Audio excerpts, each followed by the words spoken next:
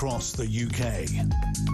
On DAB+, on YouTube, on your mobile, and on your side. This is Talk.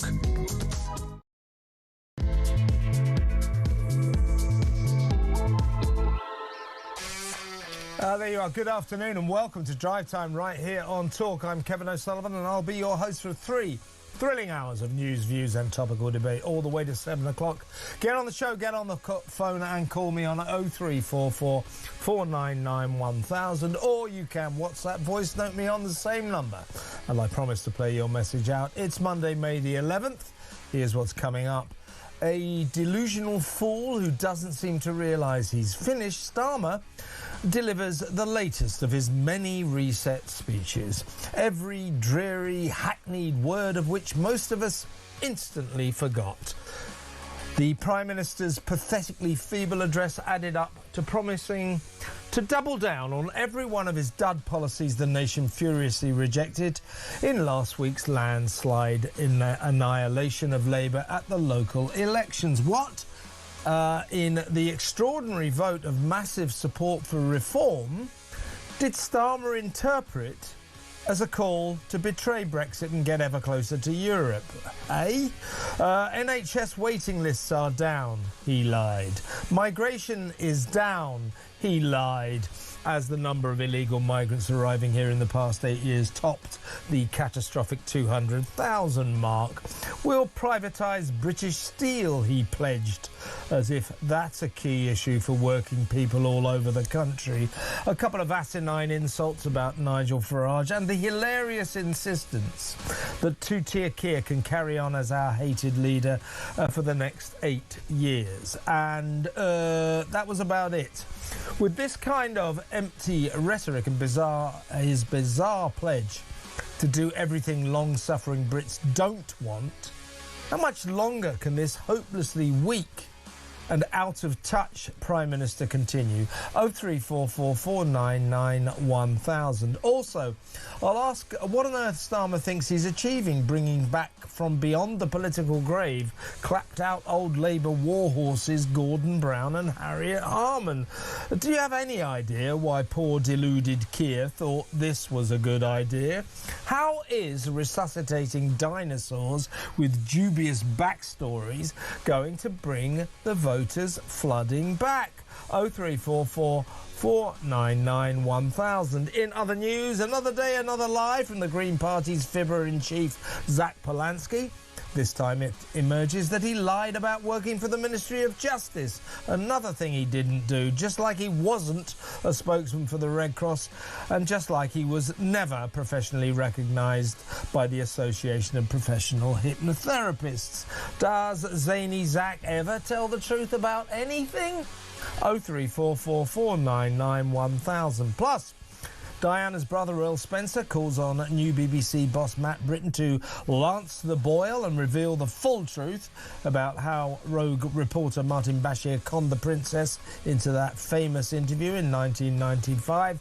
And finally, Kinsey Schofield with all the latest royal news, including the sensational claim that Fergie enjoyed a friends with benefits sex relationship with fallen rap idol P. Diddy. From his prison cell, Puff denies his love affair with the former Duchess of York, which of course doesn't mean that it's not true.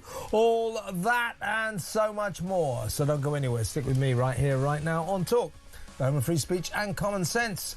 Let's spend Monday afternoon together and let's go straight on to my first guest. He is former Labour MP, now Reform UK, Simon Danjuk. Welcome, Simon. Good to be with you, Kevin. Always a pleasure to have you on the show.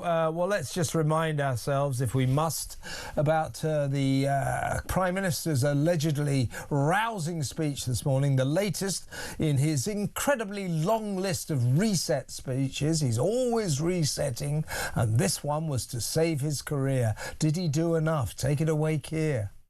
We know that people are frustrated by the state of Britain, frustrated by politics, and some people frustrated with me. I know I have my doubters, and I know I need to prove them wrong, and I will. Some people frustrated with you, Keir. You know you have your doubters. Yes, you do. There's about 70 million of them in this country. Nobody wants this guy anymore, Simon. And his response to that landslide annihilation of everything his government has stood for last Thursday, it was a rejection of all their policies, all their failures. His response was to double down on the policies that this nation had made it clear it doesn't want any more of. It wants the migrant crisis cracked down on and tackled. He's going to soften up on it. It does not want to get closer to Europe. We voted to leave the EU. He's taking us back in, and so on and so forth. Everything he said, we've listened, we've heard what the nation has spoken, etc. Well, he hasn't listened to a word. He's going to do exactly what the nation voted against, which proves this. This guy, he's not interested in the people of this country at the moment. He is just trying to please and appease his left-wing backbenchers on whom his future depends. So everything, when you say we're going to get closer to Europe, that pleases the backbenchers, the lefties who control him. When he says we're going to go softer on migration, that pleases the lefties. We're going to privatise British steel. No one really cares about that, but that will please the lefties. And so on and so forth. Everything the nation voted against, he is doubling down on. It's just an extraordinary spectacle, isn't it? It really is. You'll recall that Starmer used to say country first, not party first, when he was talking about the Conservatives. Well, today we saw Starmer put himself first, not even put the party first, never mind putting the country first. And as you point out, the elections on Thursday, local, Scottish, Welsh elections, were a referendum on his premiership. And everybody practically voted against him. They want him out. It was a referendum and he lost it badly. And he's been attempting over the last few days, Friday, Saturday, Sunday, now into Monday, to try and hold on to power. But it's just not working. He tried bringing Gordon Brown, Harriet Harman back into government. What is that about? I mean, it's bizarre. Not even Labour MPs believe that's a good idea, never mind the greater British public. And then we've seen this speech this morning. I mean, he's just been found wanting. And to give you a practical example of that, Lisa Nandy was just asked in a TV interview, was the speech enough to help save Starmer? And her answer was, well, no, it wasn't. And that's a member of the cabinet saying it. So there's all-out war over who replaces him, and that's where we're currently at. It's a fast-moving picture, I have to say. I think that a lot of Labour MPs, politicians, are proving themselves, as politicians always do in these circumstances, to be incredibly cowardly. Yes, it's time for change. You're going to do anything about it? Oh, no, I'm a bit frightened about doing that. So they're all saying we've got to change, but they're not doing much about it, with the possible exception of Catherine West, the Labour backbencher, who says she's going to mount a leadership challenge but hasn't done so far. But Angela Rayner, big thorn in Prime Minister's side now. She's down at a trade union conference, the Communication Workers Conference in Bournemouth. She's just given a speech. And by the way, Simon, I want you to note she's wearing her I'm not stupid, I'm an intellectual glasses for this speech. So here she goes. So let me be honest, conference. We as a party have to do better than this.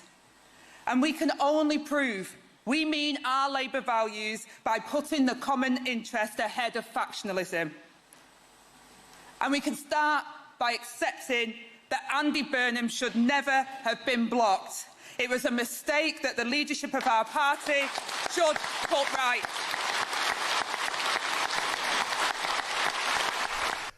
So what we've got now, Simon, we've got West Streeting and potentially Ed Miliband and maybe even Shabana Mahmood, who want this change at the top to be made almost internally, like when Tony Blair crowned Gordon Brown and just said he's the new leader. Well, they want that kind of system within the cabinet, basically for Starmer to say, I'm stepping aside and Wes is taking over. They want that, because that can be done quickly, that is in their favour, and that can be done before Andy Burnham can even buy his train ticket for Westminster. He won't be anywhere near the joint. So that's what's going on. Meanwhile, you've got the Burnham faction, obviously led by his new best friend Angela Rayner, say, oh, no, let's have a proper leadership debate, because they have to get him into Parliament first. So you've now got a party squabbling, not about whether or not they should have this leader, but how they should replace him. They are squabbling about squabbling. All this is all very funny and very spectator entertaining friendly, but this is our government. This party is supposed to be our government, and they are in utter chaos. Absolutely right. I mean, the extremely sad thing about this is that the country is in a mess. You know, the economy is plummeting. We have trouble on the streets. There's a Iran war still, you know, fractured. And we've got the Ukrainian war going on as well. I mean, it couldn't be at a worse time. And yet there's lots of internal fighting within the centre of government. There's no government happening. I mean, that's the reality of it. And you're exactly right. There are different sides within this argument. You've got the Burnham lot who want to play it long so that they can get Andy Burnham a seat and get him into Parliament. So they want Starmer to announce that he's going to go, but to set out a plan to go by September. Alternative to that is that you've got people like Wes Streeting who want to go quickly. Now the money's on whether Wes announces that he wants Starmer to go today. That is the big issue. That's the one to watch. Wes Streeting will have enough MPs. He will have over 80 MPs, which is how many he needs to trigger a leadership the Parliamentary Labour Party. And if he asks them to move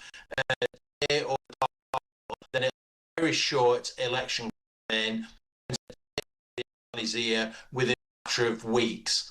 If he doesn't move, then he puts himself at a disadvantage. He ends up having to wait for Burnham to come in, and then Burnham could well beat him. So it's a really fractious situation. It certainly is. And on what planet, I mean, this wasn't a part of his speech, but on what planet do you think Keir Starmer thinks that bringing back from beyond the political grave old dinosaurs, Gordon Brown and Harriet Harman, will move the dial in any way whatsoever? What on earth does he think he's playing out there? You know, there's only in my 40 years in British politics, there's only one politician who is a worse communicator with the general public. I know what you're going to say. than Keir Starmer. You're right. And that's Gordon Brown. And he brings him back into the centre of government.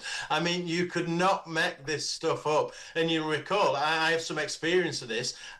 Gordon Brown challenged Gillian Duffy in Rochdale in 2010. I was the parliamentary candidate trying to become the MP there. We had a sitting Liberal MP who turns up, Gordon Brown. He slags off an old age pensioner, lovely lady Gillian, and I nearly lose the election. It nearly cost me the election. So, I mean, bringing Gordon back is just not a good idea, I have to say. I'll tell you about that, Simon. What was interesting about that. That was the moment when he accidentally got recorded when that nice lady Gillian said, listen, what are you going to do about the migrant crisis? And then he stumbles back to his chauffeur-driven car and furiously attacks all of his aides, saying, put me up against that bigoted woman. That was the moment when we realised that he exposed the fact that the Labour Party had become a bunch of metropolitan intellectuals who were totally out of touch with traditional Labour supporters like that lady. Him dismissing Gillian as that bigoted woman lost Labour that election. They had every chance of winning that until that moment, and it revealed what Labour have become, which is a bunch of Guardian reading, champagne socialists holding dinner parties talking about international law, as opposed to sticking up for decent, honest, long-suffering Labour supporters like Gillian. You're exactly right, actually. It was a momentous occasion in British politics, a significant occasion in British politics. You're exactly right. And from there onwards, it got worse. We then chose Ed Miliband to be leader of the Labour Party, very much part of that North London Labour elite. And then from there, we had Jeremy Corbyn, again from North London. And then after that, we had Keir Starmer, again from quite literally all of them from North London. And instead of rowing back from that situation that Brown found himself in, they doubled down on it. And we've had a Labour Party that just does not represent hard-working people. Why you would bring Brown back is anybody's guess. And, you know, the bigger point on this as well, if you're a Labour MP, and there's 403 of them, if you're a Labour MP and you see Starmer saying, listen, I can't find any quality amongst you lots, I'm going to bring some old has-beens back instead. I mean, you're being by that, wouldn't you? Goodness me. What does Rachel Reeves feel like in terms of what's going on? You know, I mean, it beggars belief. It's another one here, so I'm going to talk about this more in depth in a second one, but you're quite right. You know, he's international finance envoy, he's calling Gordon Brown. Gordon Brown, I don't know if I'd get him in to advise me on how to invest 5p, let alone the nation's finances. Some of the things he did in the past, sold off all our gold, ruined pensions forever. You know, he was extremely dodgy financially and economically. Everybody knows that. So what is the Chancellor of the Exchequer thinking about his appointment? Rachel Reeves, not happy, I would have thought. And also Harriet Harman being brought in, it sounds weird, doesn't it, as the Prime Minister's official advisor on women and girls. Sounds really odd, that. But we know what he means, to be fair. But what does the safeguarding minister, Jess Phillips, think about that? Is the Prime Minister saying, well, she's no good, I need some more advice? She's supposed to be looking after women and girls. I mean, she hasn't been much cop, but that's her job. What does Rachel Reeves make of the Prime Minister's new international finance envoy? And what does Jess Phillips make of the Prime Minister's new advisor on women and girls? Not much, I'd hazard a guess. No, exactly right. I think it's insulting in many respects to the Labour MPs that are in Parliament. There are issues about Harriet Harman on a number of levels. She's not that well regarded within the Parliamentary Labour Party, I have to say. She's not perceived as being that sharp and smart. You know, she clashed, if you remember, many years ago when she was in government with Frank Field, the Labour MP. They were both ministers, but Frank Field outshone her beyond belief, a real intellect and a real smart operator, and they clashed, and not least because she wasn't seen to have done a very good job. But nevertheless, she managed to get to the deputy leadership of the Labour Party. But there are also questions about her role in the 70s and 80s in relation to what's now called Liberty. It was the Council for Civil Liberties. And she'd been an officer there alongside Patricia Hewitt, who became a Labour minister as well. Yeah. All around this issue of the paedophile information exchange, which the National Council of Civil Liberties, in which Harriet Harman was a leading light in the 1970s, allowed the paedophile information exchange to become an affiliated member, an affiliated group. The paedophile information exchange was about paedophiles being able to exchange information about available children to them. That's who Harriet Harman's organisation allowed to join up with. However, you know, Harriet Harman insists that wasn't to do with her, didn't change her work, but it remains a stain on her CV that you might think would preclude her from becoming the Prime Minister's advisors on women and girls. Yeah, no, absolutely. And you might recall, Kevin, that I did the whole book around Cyril Smith, Smile for the Camera, The Double Life of Cyril Smith, who was a paedophile politician right throughout the periods with which we are talking about. So I do speak with some authority on this. And Harriet has always denied sort of any knowledge of it, but she was in the organisation that was endorsing this pie group. Patricia Hewitt has come out and subsequently apologised for it. I mean, it is a stain on both Harriet and certainly Patricia Hewitt's record in this organisation. Yeah, well, Patricia Hewitt was a press officer, wasn't she, who rose to the lofty height of Secretary of State. Carol, I should say that Harriet Harman, I mean, she's been having to deny this for 50 years now, but she carries on doing it. She said she was not apologising for paedophilia or colluding with paedophilia. She says it is an unfair inference and a smear. While her work as a lawyer and politician has been to protect children, especially from child abuse. Well, it wasn't a high point in her career to be a member of a civil liberties organisation that allowed the paedophile information exchange to join up with them. Maybe she should have had a closer look at that, with the benefit of hindsight, of course. Simon, great to have you on the show, as always. Come back again soon. Simon Danjett there, former Labour MP, now Reform UK. Next up, we are going over to Robert Bates. We're going to talk about the migration element of what both the Prime Minister and Angela Rayner have been saying. You'd think we didn't even have a migrant crisis as far as those two are concerned. That next, stay tuned.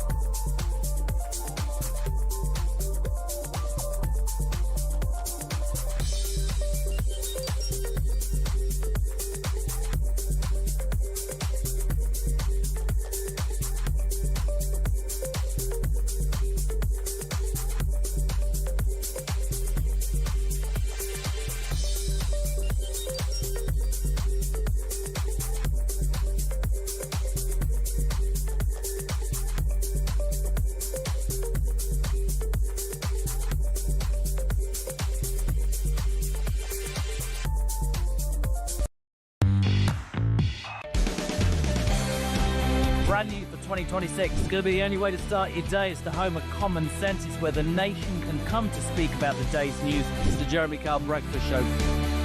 You know who you are. You get up, you graft, you work hard. I'm here for you. We want to hear your side. Promise you one thing. It is where the nation can and will come to talk. The Jeremy Kyle Breakfast Show, weekdays from 6 a.m.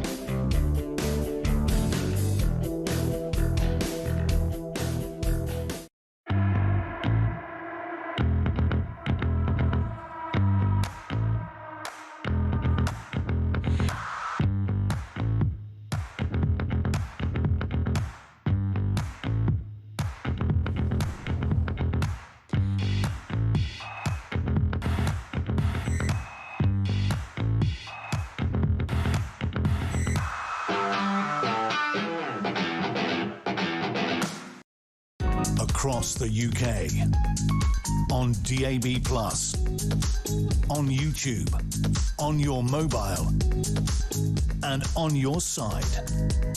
This is Talk. Welcome back. Get on the phone. Let me know what you think. I don't know if you listened to or you made the mistake of listening to the Prime Minister's dreary speech this morning, but was that enough to save him? The answer's no, by the way, but let us know what you think. 03444 991 1000. What is this shambles we're watching now in Westminster? Got this guy clinging onto a job that he's clearly not up to. He's not capable of doing properly, refusing to go, no real cogent opponents yet. West Streeting, he's on manoeuvres. Well, do something then. Oh, Andy Burnham, he's got his plan worked out. Yeah, right, see you in about 6 months. Great. Yeah, Angela Rayner, yeah, she wants Andy Burnham back. Oh, well, will you lot do something? It's like supposed to be hundreds of you are fed up with this guy. What are you so frightened of? Let's have some action from Labour. Let's get rid of this guy. The nation doesn't want him. Labour MPs don't want him. Ditch him. Do something. Let me know what you think, folks. 03444991000. Let's go over to my next guest, because we need to talk about the migrant crisis element of what we've been hearing as these losers debate who's going to be the next lousy Labour leader of this country. Let's talk to, from the Centre for Migration Control, the Research Director, Robert Bates. Hi, Robert. Good afternoon, Gavin. You will have, in the Prime Minister's speech this morning, his rambling word salad, there was one reference to migration. He said something like, NHS waiting lists are down. No, they're not. Migration is down. No, it's not. That was his only reference to the migrant crisis. Meanwhile, you will have noticed over the weekend, Angela Rayner put out this excoriating 1,000-word statement on where Starmer's gone wrong, where the country's going wrong, how they've got to get back to Labour principles, all that left-wing kind of charter, really. She's just repeated it all in a speech to the trades unions down in Bournemouth. In that 1,000 words of everything that's wrong, all the crises, she never once mentions the migrant crisis. She says the number one issue for voters of all parties is cost of living. That is technically and factually not true. The number one issue for voters of all parties is the migrant crisis, and we have two movers and shakers here, the current Prime Minister, the former Deputy Prime Minister, who's on manoeuvres to rise to high office again, maybe even be Prime Minister, acting as if this primary issue of great concern to millions and millions, the vast majority of Brits, the migrant crisis, they're acting like it doesn't exist. That's a disgrace, isn't it?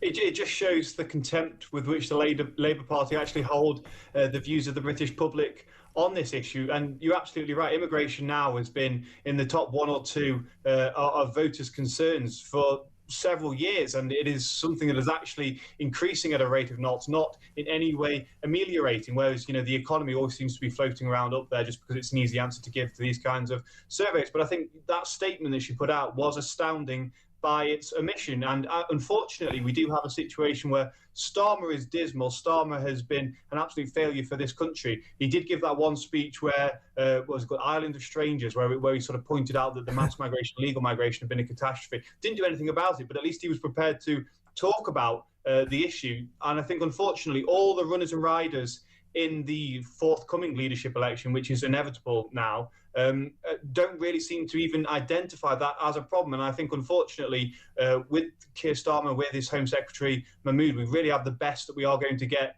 from this dismal Labour Party in terms of clamping down on legal migration's access to welfare. Of course, they've done nothing on illegal migration, but actually I don't think there is any way that the Labour Party can solve this problem, because they put themselves within these parameters of human rights. But then when you think about what Starmer is desperately trying to throw out to shore up his premiership, this reset with Europe, which inevitably will end up with him having to come out again and proclaim that Britain is proud to have signed up to the ECHR. There's a risk that we'll get dragged into interminable conversations with Europe in its new asylum pact, the youth mobility scheme as well. So actually, it almost seems like as he knows he's heading towards the door, he's trying to scorch earth Britain with more and more ridiculous policies that don't serve the interests of anyone apart from maybe himself, by keeping him in office for another couple of days. Indeed. Now, he did refer, apart from this sort of empty verbiage, this rubbish rhetoric, avoiding all the important issues such as the migrant crisis, he did allude to migration while hurling a couple of asinine insults towards Nigel Farage, Reform UK, who of course did brilliantly last Thursday. Here's Starmer talking about Nigel. I want to remind you what Nigel Farage said about Brexit. He said it would make us richer. Wrong. It made us poorer. He said it would reduce migration. Wrong. Migration went through the roof. He said it would make us more secure. Wrong again. It made us weaker. He took Britain for a ride because he's not just a grifter, he is a chancer. Yeah, all right. He's a grifter and a chancer. Did you see how he got on last Thursday, Keir? You know, maybe you should be analysing what it is that Nigel Farage says that gave him that extraordinary landslide last Thursday, the most phenomenal political earthquake we have ever seen in modern times, the most phenomenal election ever. Maybe instead of just insulting Farage, the Prime Minister might like to think about what it is that Farage is saying and proposing that is so popular. It's extraordinary. I should tell you right now as we speak, Robert, this is breaking news from The Spectator magazine. Ministers on the lower rungs of government, so we're talking about probably cabinet ministers, junior ministers as opposed to cabinet secretaries. Ministers on the lower rungs of government are now bracing to resign, possibly as early as today. Well, first of all, let me know what you think about this kind of weird attack on Nigel Farage, a man who proved that his policies are incredibly popular. It's very strange, isn't it, that the Prime Minister seems to be arguing against the popular mood and the popular opinion at the moment.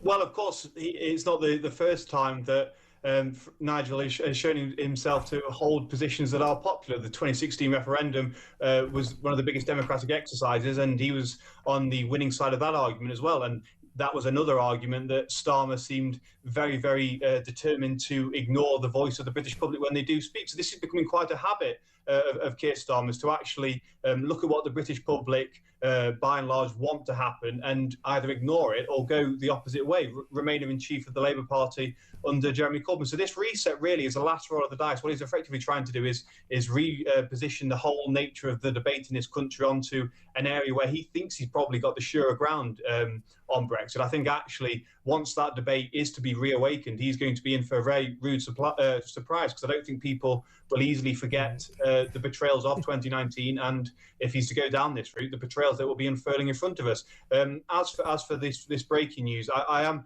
slightly struggling to find any interest in this whole process. It seems, the Tories had a lot of psychodrama whilst they were in government, but at least it was interesting. At least they had things happening. You had Johnson locking himself in number 10. We had letters and so forth. I mean, this is just briefings and little hints, and so-and-so was spotted in a cinema, or so-and-so has gone to some fringe loony event down in the south and said something that hints that they might be thinking of standing. And I think actually people aren't following this with the same way that they were following the Conservative psychodrama. It's almost kind of a resigned, this is incompetence, this is what we're having to live with at this point. And I think that's actually incredibly damaging for Labour, because it means no one's engaging with the potential visions of leadership contenders, and they're just sort of throwing the whole lot into the dustbin now. So I guess Starmer actually has done what the Tories took 14 years to do, which is to turn the Labour brand as a whole into a toxic mess that no one actually really cares about, because politics is fast moving beyond the Labour Party. We're fast seeing a moment where it's going to be the Green Party versus the Reform Party, and the Tories and Labour sort of out on the side, on the fringes, pretending that they're still important. And unless something exciting and big happens soon and a pitch is made and a vision set out, I do think this is just going to be a petering 3 years now, just waiting for it to end. Possibly, Robert. I mean, I think you're right. The interest levels are falling because all Labour MPs, all Labour cabinet ministers seem to be almost as cowardly as Keir Starmer. They're terrified to make their move. Oh, West is going to make his move. Oh, Andy's ready. Angela's on, on manoeuvres. Yeah, well, do something. One of you, just one of you, have the guts to stick your head above the parapet and say what everybody else is thinking. This loser in number 10 Downing Street just has to go. We just need some movement. We need something to happen, Robert. But thank you for another excellent contribution to the show. Always good to have you, mate. The brilliant Robert Bates there, Research Director at the Centre for Migration Control. Let me know what you think about the fact that basically Keir Starmer barely mentioned the migrant crisis, and incredibly, in the list of big problems in this country, Angela Rayner failed to include the migrant crisis at all. Did not mention it. Incredible. 03444991000. Next up, we'll talk about the Prime Minister's amazing new advisor on women and girls. I could have done with those in my early 20s when I was making lots of mistakes in that area. But seriously, we're going to talk about this. Harriet Harman is now the advisor on women and girls. What on earth does this man, Starmer, think that is going to achieve? Why did he announce that? We'll talk about that next with Isabel Oakeshott. Stay where you are.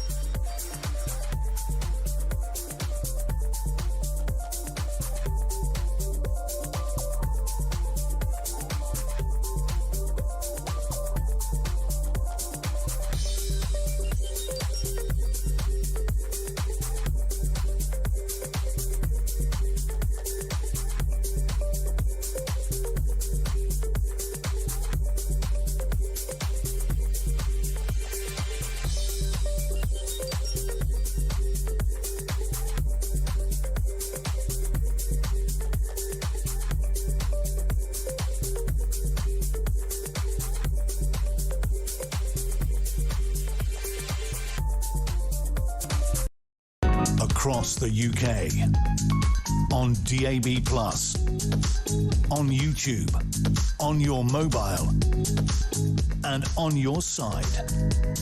This is Talk. Welcome back. Let's go straight over to my next guest. That is Isabel Oakeshott, Talk's brilliant international editor. Welcome, Isabel. Good afternoon, Kev. I want to talk about these amazing new senior advisors that the Prime Minister appointed over the weekend. Real game changer. You know, just when we thought his career is over, wow, what an innovation. He brings back from beyond the political grave those old dinosaurs, Harriet Harman and Gordon Brown. Harriet Harman is due to be his advisor, the Prime Minister's advisor on women and girls. I can't help feeling they should have got a better phrase than that. It sounds a bit odd. However, what does that mean for Jess Phillips, the safeguarding minister, whose job is to help the Prime Minister protect women and girls? Is the Prime Minister saying she's doing a useless job? She certainly hasn't been much use when it comes to the rape gang inquiry that she so vociferously opposed. Has she, old Jess? I mean, I'd almost forgotten about her. It just hasn't been much about her lately, has there? But yet the crisis for women and girls in our country, the crisis of safety for women and girls in our country only gets worse by the day.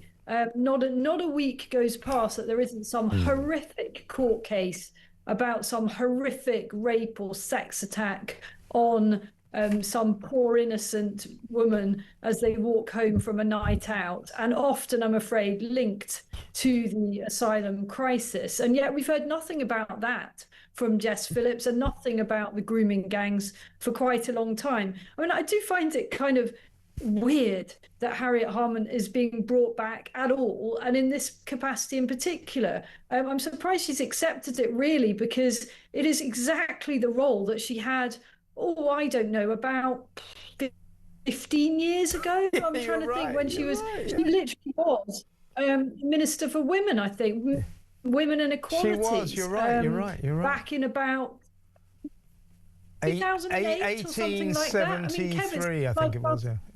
Yeah, but it's a long time ago. You're right. It's a bit like asking you. It's a bit like asking you if you fancy going back to being a sort of junior reporter on a local newspaper. I don't think I'd be up to the job anymore, Isabel. Seriously, but I take your point. But also the other problem with her, I need to get onto Gordon Brown in just a second, is, you know, it's a long time ago, but in the 1970s, she was part of the National Union for Civil Liberties.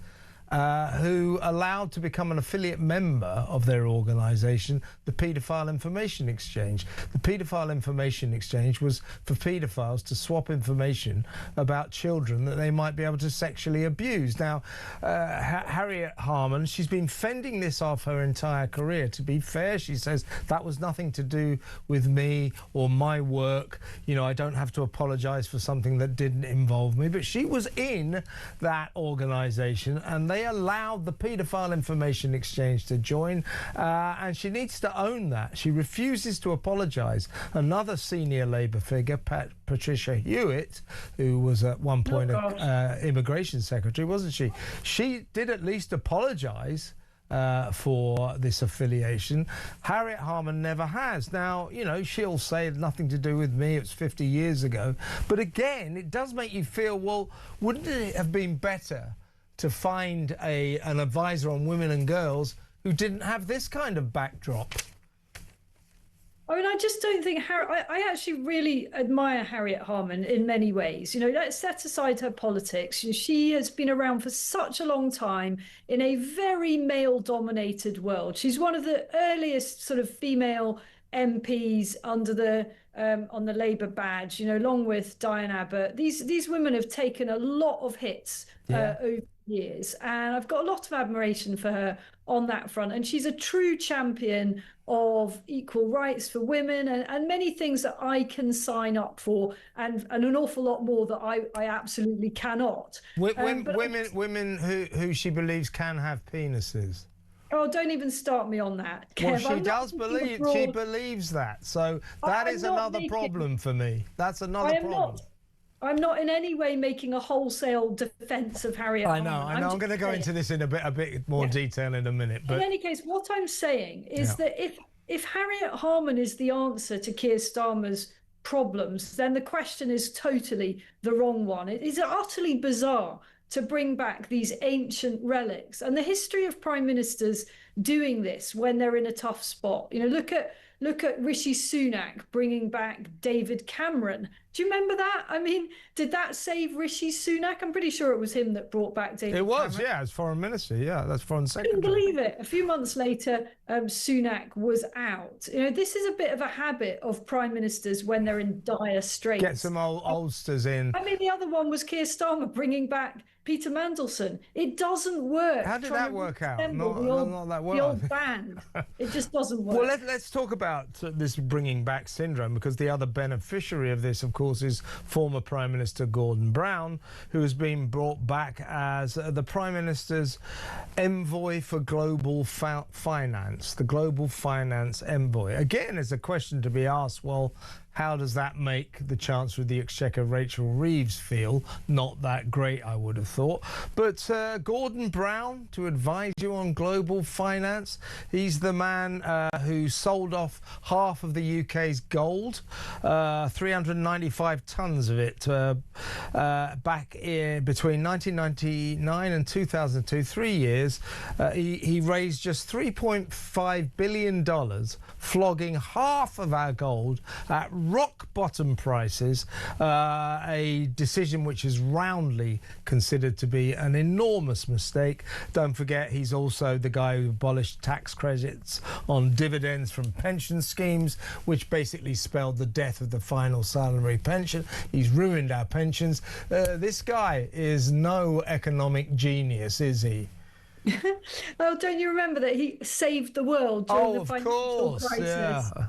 I'm sure there was some language about saving the world at that time. I mean, I think if Starmer had brought Blair back, that is one relic that I could, again, not saying I've got lots and lots of time for Tony Blair and his agenda, but it would at least suggest that Starmer was trying to tack a little bit towards aspirational Middle England. But bringing back Gordon Brown is the opposite of that. And I just don't see how it will save him. I think it could be the shortest lived return to government since, I don't know, Nadim Zahawi, when he became Chancellor for about 2 days under the Tory government. Well, I've had a national search. I put out the feelers. You know, can you think of any politician in the history of this country who was worse at communicating with the people of this country than Keir Starmer. Only one, Gordon Brown. Gordon Brown was just like Starmer, had no idea how to communicate with people, ruined the Labour Party when he had that clash with that nice lady Gillian, who had the temerity to ask him about the migrant crisis, and he immediately dismissed her as bigoted, therefore showcasing exactly the problem of the Labour Party. They've become metropolitan and they've got no connection to people like Gillian. So this guy, Starmer, who cannot connect, cannot communicate, hires a predecessor who cannot communicate and cannot connect. It's extraordinary. Completely bonkers. I mean, Harriet can communicate. She is a normal person, even if she does think that women can have penises. But Gordon Brown, no. Do you remember Arctic Monkeys? Do you remember that about Gordon Brown? He was asked like what his favourite band was, and at the time, the Arctic Monkeys. That was a full thing. I mean, I think no one was cruel enough to ask him to kind of give a list of his greatest hits from the Arctic Monkeys. But it was just, I forgot about the Arctic Monkeys. It was so cringe. I mean, I'm afraid I'm getting to the stage where I've been around so long that I remember all of these. I forgot about that. The Arctic Monkeys. You wouldn't know the Arctic Monkeys if he fell over them.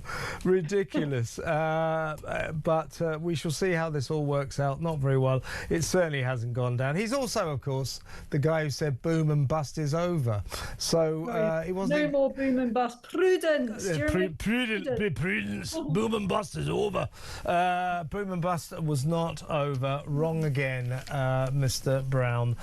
Great to talk to you, Isabel, as always. We'll talk again soon. That's the brilliant international editor of this station, Talk, Isabel Oakeshott. Next up, we'll go back to Harriet Harman and we'll talk to Fiona McAnena from the director. She's a director of campaigns at Sex Matters. Get their take on the Prime Minister's new advisor on women and girls who thinks that women and girls can have penises. Here's the thing, Harriet, they can't. So you've got a bit of a problem there. We'll talk to Fiona about this next. Stay tuned.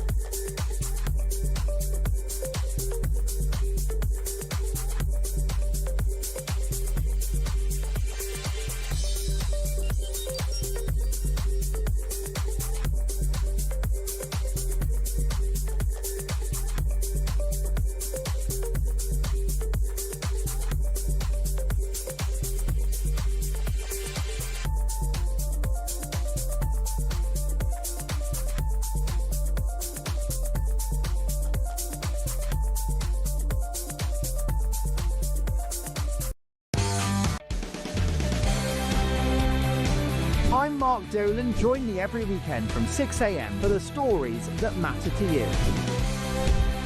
We talk politics, we talk news, we talk entertainment, we talk about everything that affects your life. There's only one place to start your weekend, the home of common sense. Talk Breakfast on Talk. 6 a.m. to 10 a.m. every Friday, Saturday and Sunday here on the home of common sense.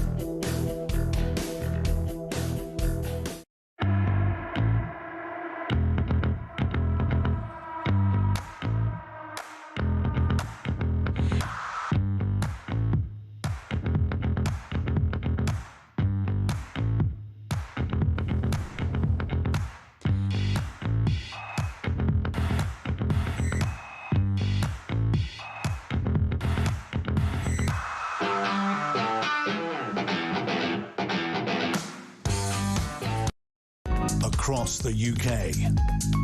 On DAB+, on YouTube, on your mobile, and on your side. This is Talk. Welcome back. Getting lots and lots of calls. Join the gang. 03444991000. Give me a call. We'll get you on later. Is there any reason at all that Keir Starmer should stay on as Prime Minister? He seems to think there is. No one else can see a single reason why this guy should be in Downing Street a single day more. He's a disaster. Everything he's done has led us to this sorry state. That election, those local elections last Thursday, were a damning verdict on a Prime Minister who has screwed it up in spades. Why should he stay a moment longer? 03444991000. Before we go to my next guest, here's a quick voice note from Elaine on our friend Keir. Starmer, where do I start? Oh, Farage deranged syndrome, taking us back in the EU, and Angela Rayner's speech down in Bournemouth, where I live. Oh, that's terrible. Oh, I invited her to Bournemouth. Oh, I don't know. We've got to get rid of this party. We have to get them out. We have to have a general election by next year. Well, I agree with you, Elaine, but it's going to be a long shot. Turkeys don't vote for Christmas. This lot calling a general election, they lose and they know it. Therefore, they won't call a general election. But let's go over to my next guest. She is Director of Campaigns at the Excellent Sex Matters organisation, Fiona McAnena. Welcome, Fiona. Hi, Kevin. I want to talk about the Prime Minister's strange appointment of Harriet Harman over the weekend as his advisor. I keep saying, I really think he needs to get a better phrase in place here. His advisor on women and girls. As I said earlier, I needed one of those when I was in my early 20s, but that's another issue. But seriously, this Harriet Harman, first of all, what sort of comment do you think, Fiona, this is on the Minister for Safeguarding, Jess Phillips, who's supposed to be the Prime Minister's advisor on women and girls? Is Starmer saying you've done a useless job? Is Starmer saying, well, because you didn't back the national public inquiry into the rape gang scourge, then you're no good, I'm bringing in Harriet? What do you think's going on there?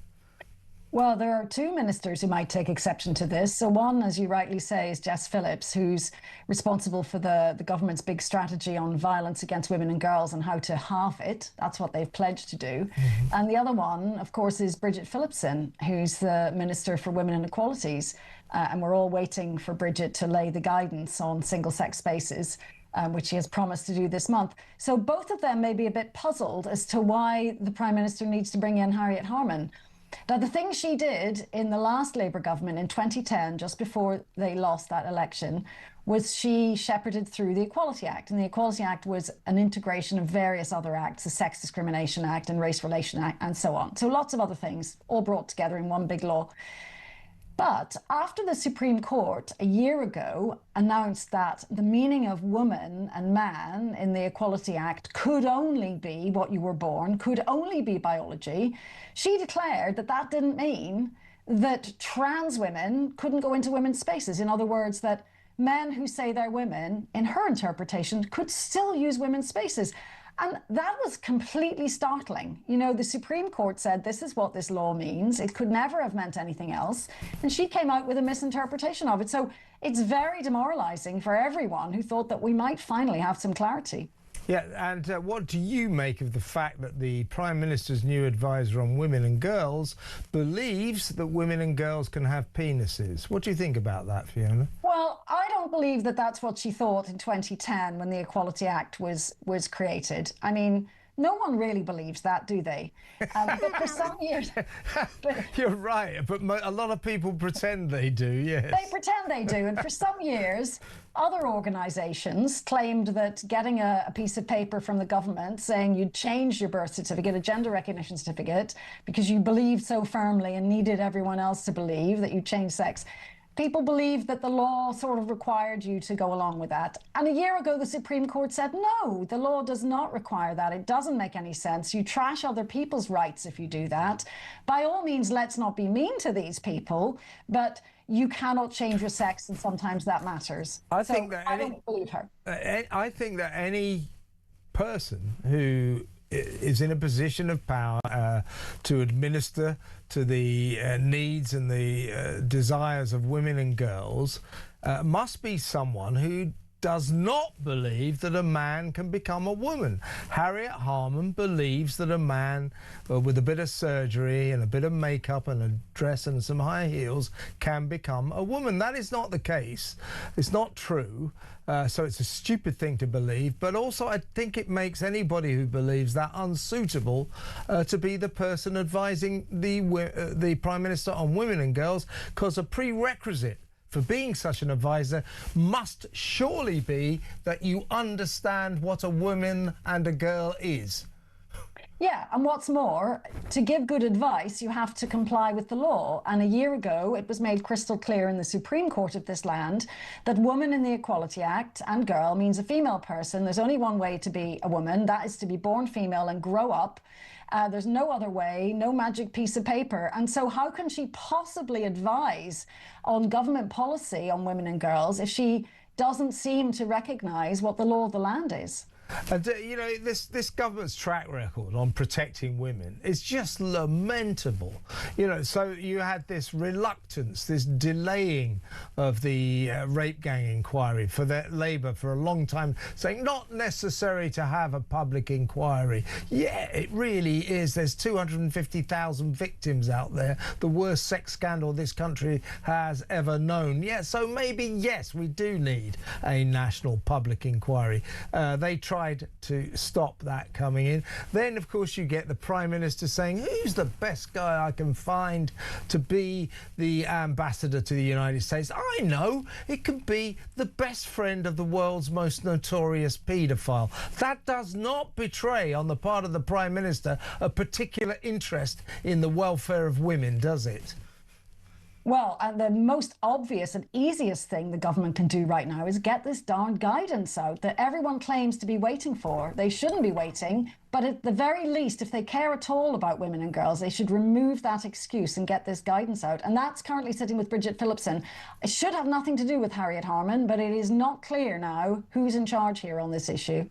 I think what I would say, Fiona, I think it's Harriet, who I think is I mean, I don't agree with her worldview, but I think she's a decent woman who's worked hard all her life for the causes she believes in, but she is symptomatic of all these people in the Labour Party who do believe that if some bloke wants to put on a dress, he must be allowed into women's safe private spaces. And that should not be the case. That's her problem. She's just one of these Labourites who want to prioritise the loud, noisy demands of the trans lobby over the rights of women. Yeah, and you know, it's all very well to say that someone has fought for causes, but your principles only have value. They're only tested when it's hard to stand up for what you believe in. It's all very easy when you just rock along with, you know, motherhood and apple pie statements. I mean, nobody's in favour of violence against women and girls. That's true. So here is the time when it counts, when it might make you a little bit unpopular with some of the activists, for you to say, no, I'm sorry, there's only one way to be a woman, that's to be female, and those people, men who claim they're women, do not belong in women's spaces and women's sports. And if someone doesn't find the courage to say that, then their principles, what are their principles worth? Well said, Fiona. Great to have you on the show, as always. The brilliant Fiona McKenna, Director of Campaigns at Sex Matters there. Much still to come. When we come back, Rosie Duffield, former Labour MP, now independent, will join us for her take on what's going on in Westminster. That next, stay tuned.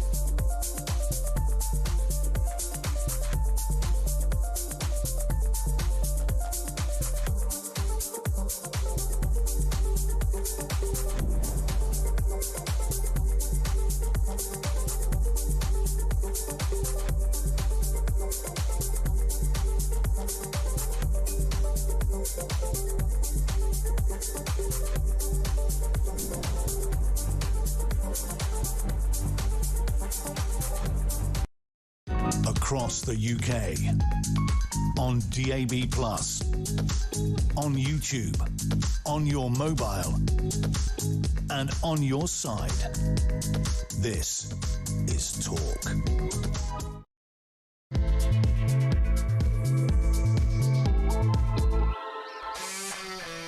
Welcome back. In a little while, we'll try and cover a couple of different stories. Zack Polanski's been lying again, allegedly. This time he's saying he worked for the Ministry of Justice. He did no such thing. Don't forget, he's already lied about being a spokesman for the British Red Cross. He wasn't. And he says he was officially affiliated to the Professional Association of Hypnotherapists. No, he wasn't. Now, he didn't work for the Ministry of Justice. Begs the question, does this guy ever say anything that's true? 0344 499 1000. Also, we'll talk about the BBC. Earl Spencer, Princess Diana's brother, of course, is calling on the new Director General, Matt Britton, to sweep a clean broom through the organisation, lance the boil, and finally lift the veil of secrecy over just exactly what happened when rogue reporter Martin Bashir conned the Princess of Wales into that famous interview in 1995, that incendiary interview. So all of that's still to come. But first, for the next 20 minutes or so, very pleased to welcome to the show Independent MP for Canterbury, former Labour, of course, Rosie Duffield. Hi, Rosie. Hi, Kevin. Good to have you on the show. Thanks for coming on. Well, first of all, your take on this morning's, the latest of the Prime Minister's many reset speeches. He should coin a new word, shouldn't he? Reset or reset. You know, he has so many resets, it gets confusing. But what did you make of that speech this morning? Will that save his sorry backside, do you think? Not in a million years, no. I mean, it's just, I mean, the thing is, he is a laughingstock. He has been in the party for a while. Obviously still sort of in the circles. Yeah, I get it. Don't worry, yeah.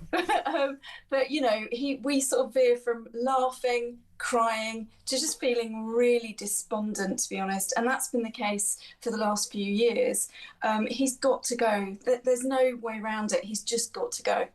Now, I'm guessing that, as still a Labourite in spirit, as it were, you're no fan of Reform UK or Nigel Farage. However, if you were Prime Minister now, and I wish you were, Rosie, I mean that genuinely, and you looked at those results last Thursday, and your response was to go against everything that the public have voted for.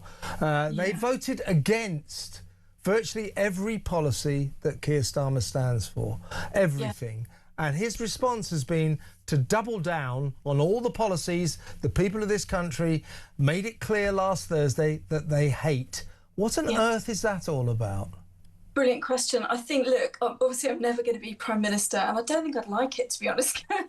Everyone hates you. It's bad enough being a MP. But you know, the number one thing you don't do as an MP is tell voters they're wrong. They're not wrong. Voters are never wrong. They have got behind reform, and okay, I'm a lefty liberal hippie in a sort of nice lefty liberal area which has got 3 universities, but if my constituents didn't like what I stood for and preferred reform, they wouldn't be wrong. They'd just tell me at the ballot box. So Keir is constantly putting down those reform voters, mocking them, sneering at them. Instead, actually, he needs to listen to why people are voting reform, what it is that they're going for, and maybe not adopt or ape some of those things, but listen to what we've got wrong, that the Labour Party have got wrong, that they don't like. That doesn't mean people are wrong. They're not all bigots. They're not all racists. He's got to understand what working people are saying now. Normal voters are getting behind Nigel Farage, getting behind reform,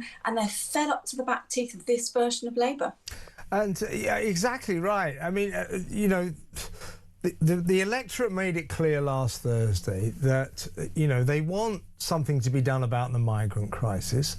I think by backing Nigel Farage in the extraordinary numbers that they did, I think the nation made it clear, listen, we are still behind the Brexit vote. And what did we get from this Prime Minister? We get a pledge to go softer on the migrant crisis and to get ever closer to Brexit. It strikes me, Rosie, that this guy is no longer interested even in talking to the people of this country. He is merely trying to appease and pacify his backbenchers who control him. They want softer rules on migration. They want closer ties with Europe, and he is serving them and not the people. Now, that may just about save his own sorry backside, but that is not going to save the Labour Party. That's going to ruin the Labour Party. Spot on. I mean, you know, as I said, I'm from a lefty liberal university town. We're closer to Europe than we are to Rosie, I've already forgiven you for that. So look, my constituents make it plain to me that, you know, our relationship with Europe is really important, and we still bemoan a lot, you know, including me. So, but what we are different. We're really different to those northern red wall seats, and also the small boats arrive down the road from where I am, you know, so we've got a very different take on this. But if you're up north and you've got a load of sort of single men migrants arriving up there, and you don't have enough housing of your own, you don't have enough jobs, of course you've got a very different take to my relatively affluent part of England. And I think, and I've always said, under Jeremy and under Keir, if you want to go with the majority and save those seats and understand those seats that are traditionally Labour, I'm happy to be an outlier and a rebel and to have a more liberal kind of different thinking seat. I can handle that. I can be different to the rest of the party. But he's always got it wrong, which is why, you know, and also we got it badly wrong in 2019 when we were kind of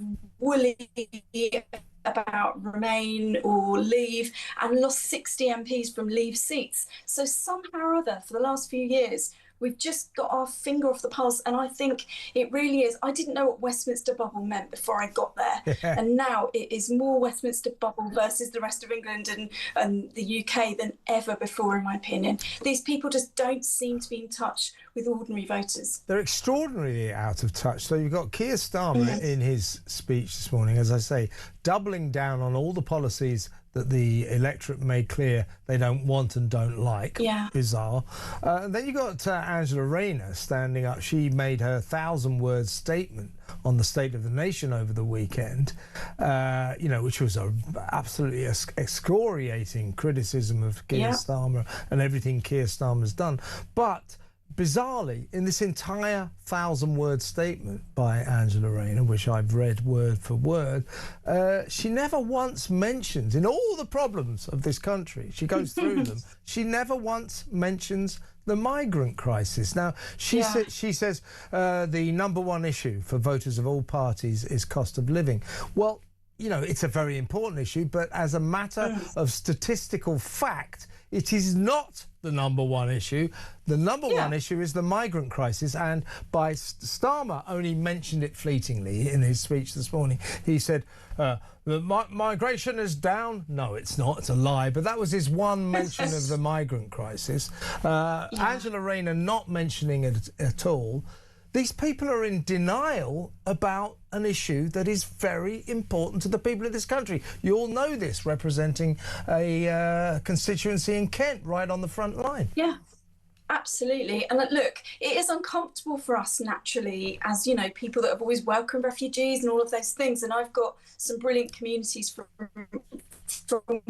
all over the place, but we still have to have that conversation, as uncomfortable as it is, and we've got to learn what people want. And as leaders, as politicians, you're meant to come up with solutions. You're meant to unite different groups of people. You can only do that by having conversations, not hiding in a closet and pretending that doesn't exist. And, you know, I would never go as far as reform, and I'm not as far left as the Greens probably, but somewhere in the middle. This nation is quite sensible, quite welcoming. We welcome the Afghan refugees. I've got a nice big community. They all work. They're all desperate not to be on benefits. And, you know, we rescued them essentially from the situation in Afghanistan. And I think this country are kind and, you know, really sort of sensible like that. They don't want to see people in war-torn situations. But again, you know, seeing tons of people here that we can't support is a very different situation. We've got to have that conversation. And under Keir Starmer, it feels as though he won't even go there. He's just faintly embarrassed about the whole thing.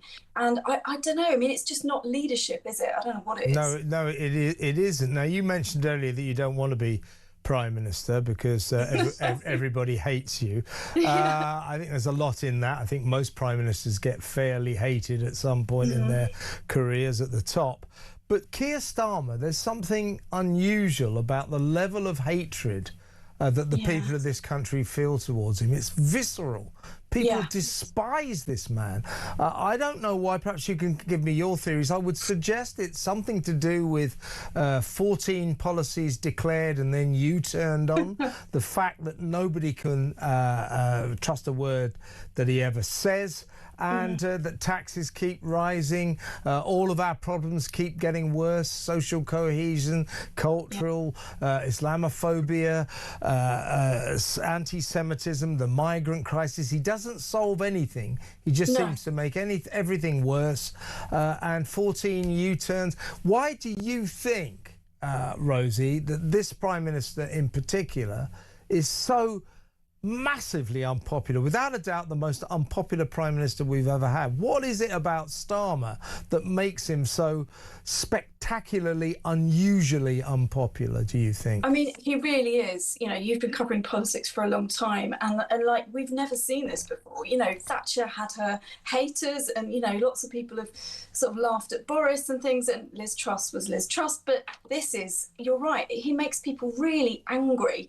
And I think, I mean, he just doesn't seem to have any empathy, doesn't seem to have any understanding. He has no truck with anyone. I mean, if you don't talk to your backbenchers, and he never has done, then you don't know what constituencies around the country and constituents of ours feel like. And you've got, you know, Scotland and the North, and then you've got my seat and you've got London. He seems only really focused on London and his friends and those few families that he's promoted and spends time with in the Labour Party. It's just this kind of weird cut off from people vibe, and I don't understand it. I wish I did, but I don't.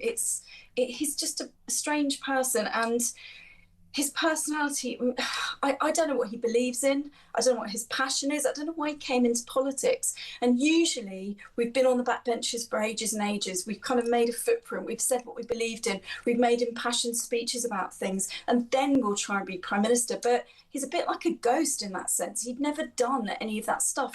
So he feels a bit like an accountant or a manager or something like that. And I think ordinary people can't really relate to that. I think you're so right. He has a real problem communicating with the people. He is the worst prime ministerial communicator we've had since Gordon Brown. He's just brought Gordon Brown back, so make of that what you will. But that brings us to the issue that, of course, caused your split with the Labour Party and indeed Keir Starmer. The issue of women, women's safety, the issue of, trans lobby groups, etc. Now, he's brought back Harriet Harman to be his advisor on women and girls. I think two things about that. It's not much of a comment, is it, on the safeguarding minister, Jess Phillips, or indeed the Minister for Equalities, Bridget Phillipson. They're supposed to be in charge of women and girls. So what does that say about the job they're doing?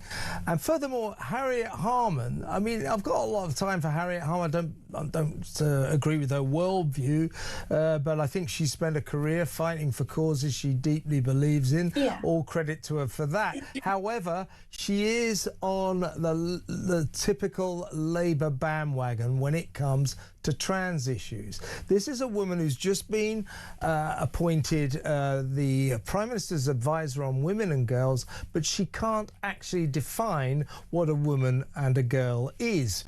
She is one of these people who believes that you can be born a man and change into a woman. She believes that. In that respect, I mean, I think that makes her unsuitable to be the Prime Minister's advisor on girls and women. If you can't define what a woman and a girl is, or if you think a woman or a girl can have a penis, Harriet, you should not be advising the Prime Minister on women and girls. Don't you agree, Rosie? Yeah, I'm really fond of Harriet as a person, and I grew up watching women like her, you know, smashing the glass ceiling and sort of wanting to be them and thinking there's nowhere in a million years I would do. So I think the number one thing about her is she's a very kind person, and I think she would just be trying to be kind to everyone, including trans people, which most of us want to do, right? But yeah, I mean, if you can't call it out because you're frightened of your own activists in your London area, for example, or within the Labour Party, and she wouldn't have got the job if she was someone like me who'd spoken up. Keir wouldn't have offered her a job or anything because his lads and everyone else spent years trying to get rid of me. That's the thing. The Labour Party hasn't moved on. People are sort of saying, well, at least now they recognise what a woman is. Their ethos, their activists, their sort of socialist societies have not moved on at all. They really do believe that, you know, women can have penises and should be able to say so, and should have the same, you know, trans people should have exactly the same access to spaces as biological women. And I can't vouch that that is exactly what Harriet thinks, but I know that everyone around her expects her to say those kinds of things, otherwise she wouldn't have got the job. So we're not about to see any dramatic changes or support for a women's rights movement, I don't think. Yeah, I mean, I did check on Harriet, and in a very recent interview she did say that men can turn into women. Okay. It was on, I'm not really allowed to say this, but it was on LBC, our rival channel. So, as I say, I'm not against Harriet Harman as a person. I think she's a woman of principle. But on this issue, she is not suitable to be the Prime Minister's advisor on women and girls, because her definition of women and girls is dubious, to say the least. As someone who resigned the whip of the Labour Party, are you pleased to be where you are? Are you pleased to be in opposition to this Prime Minister, Rosie? I am so relieved, Kevin, I can't tell you, because, you know, obviously I feel for my friends deeply. They're going through some really traumatic moments. You know, some of my friends have lost all of their councillors, all of their colleagues, and are being asked to vote to protect the Prime Minister. For example, that vote on Mandelson, you know, whether or not the Prime Minister should go before the Parliamentary Standards Committee. They were being really heavily whipped to do that when their constituents were asking them to do the exact opposite. It has not been fun, but, you know, it is a huge relief for me being out of that and being able to say exactly what my colleagues can't say and what most of us think. Exactly. It's great to have you on, because I've got a politician who's actually saying what she thinks. A lot of Labour politicians right now are saying quite the opposite. They're not saying anything that they think. Last question to you, Rosie. If you were still, obviously your heart is still with the Labour Party, so you're very interested in whoever does take over from Keir Starmer. You want it to be a better Labour Party, maybe even a Labour Party you could rejoin. Who would you like to see take over from him? Are you an Andy Burnham fan? Are you a Angela Rayner fan? A Miliband fan? Or none of the above? Who are you into? I think, given the field at the moment seems to be Wes or Andy Burnham, I think for a start we need someone outside of London. It'd be nice to have a woman, but I don't see that happening still in 2026. It's the Labour Party. Women can't be leaders. I know. You know, you women, you're just not up to being leaders. You know, that's the Labour Party's view. But anyway, who would you take? I think I'm on camp Andy, to be honest, because I think he is much more relatable than someone that is just in London, that's just been in the Labour Party all of their lives. You know, he's got a sort of view of the outside. He's done great things in Manchester. I don't know that we'd agree on women's rights, but I know that we could have that conversation. And if Andy did get it, I agree with you, by the way, he's a good communicator. It would be so nice to... I wouldn't agree with much Andy ever came out with, but I know that I would enjoy seeing a Prime Minister who can actually talk to people, who is actually a member of the human race. I always want to say to Keir Starmer, hey Keir, what do you think of the human race? Speaking as an outsider, so if Andy gets it or does get it, would you consider rejoining, Rosie? I definitely want those conversations with him, and you know, we've got a lot of friends in common and a lot of political beliefs in common, so it may be possible. But at the moment, the public are saying no to Labour ever again. I don't think we're going to win the next election, no matter what.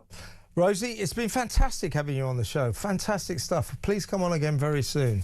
That was the brilliant Rosie Duffield, independent MP for Canterbury, former Labour MP, of course, making her feelings very clear. She has the joy of being an independent and being able to speak independently. That was amazing, wasn't it? So refreshing. A politician speaking her mind, saying what she thinks. Amazing. Here's to Rosie Duffield. Let's go to break. When we come back, we're going to talk about Zack Polanski. Looks like he's been lying again. This time he's pretending he worked at the Ministry of Defence. The Ministry of Justice. Why does he keep saying this stuff? He's just making these statements that just aren't true. We'll talk about that next. Stay tuned.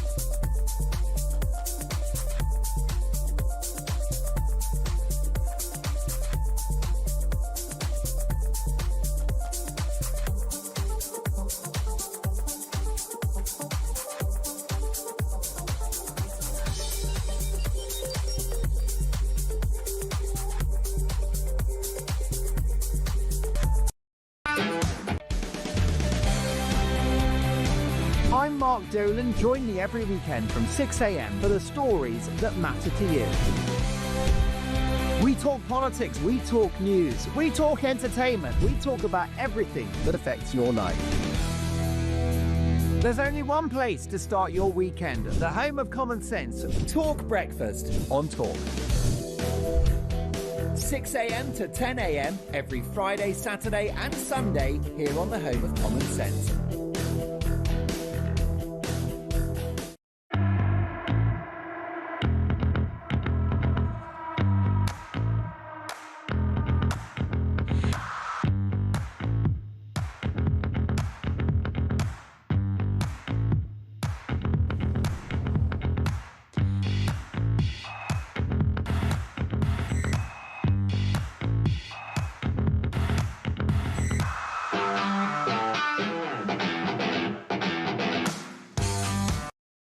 Across the UK, on DAB+, on YouTube, on your mobile, and on your side.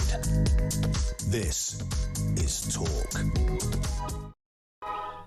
Welcome back. Let's go straight over to my next guest. She's journalist Nicole Lampert. Hi, Nicole. Hi, Kevin. How are you doing? I'm good. I want to talk about Zack Polanski, the leader of the Green Party. Looks like he's been lying again. We found out last week that he lied about being a spokesman for the British Red Cross. He was nothing of the sort. He apologised for that. He also said that he was affiliated to the official Association of Professional Hypnotherapists. That's when he used to be a hypnotist specialist, increasing women's breasts, apparently by the power of hypnotism. He was not a part of the hypnotherapists' professional organisation, so that was another lie. And now it turns out that while campaigning, he claimed to have worked for the Ministry of Justice. This is another apparent lie. I mean, it begs the question, does he ever tell the truth, this guy? It does. And, he was a failed actor. And it makes me think about often when actors play particular parts, people begin to think that maybe they are really a police officer or a doctor. The actor themselves doesn't normally believe that they are. But maybe that's what's happened to Zack, that he's imbibed this, so he thinks that he actually is this character that he was playing. Or otherwise he's trying to just, he's trying to hypnotise the British public, and in some ways he has succeeded. The Greens obviously did very well at the last election, just a few days ago, and while they maybe didn't get many seats as they wanted, partly because Zack Polanski's character started to be exposed, they did really well. So he's now an important party political leader. And whilst we are looking at Keir Starmer and whether he can hang on, I guess there is also a question over Zack Polanski and how much he can hang on, because really, how many more lies are going to be found out? And what did you make, as a prominent Jewish journalist, what did you make out of his statement? We were unable to comment on this last week because we go into these broadcasting rules purdah situations where it means we can't really discuss much that any of these candidates do or say until the elections actually happen. But I think it was the day before last Thursday's election, he announced Palestine is on the ballot. That's a disgrace, isn't it? It is a disgrace, but we saw it a lot with the Greens, particularly in the kind of area that I live in, which is Haringey, where the kind of ruling Labour Party that have ruled for decades, they no longer have the majority of seats. The Greens have got it. And a lot of that is down to the Palestine issue, the Gaza issue, as if anything that any British politician, even the Prime Minister, can do can make any bit of difference to what's happening in the Middle East. But certainly no one in Haringey Council can make the blindest bit of difference to what's happening in the Middle East. And this is just, it's the nastiest kind of politics, because to me, it feels inspired by anti-Semitism that is being partly pushed by, yes, this Jewish man. But as we know throughout history, anti-Semitism has always been used as an excuse for rulers to hide whatever it is they're trying to hide, or for an easy answer to questions of society. And hating on Jews is a kind of easy answer. And frankly, I'm appalled at him. I did a story about him and his family being appalled at him, and how they said that if he was to ever become Prime Minister, increasingly unlikely, that they would have to leave the country because of this whole issue and the fact that it gives the green light to Jew hatred.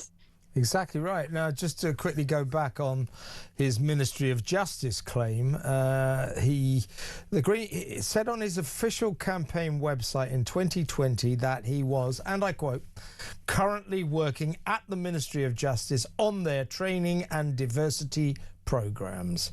Now, when he was asked about the claim, a spokesman for Mr. Polanski said he had indeed, although he hadn't actually worked on the payroll of the Ministry of Justice, he did indeed work for the MOJ for their Justice Assessment Committee, no less.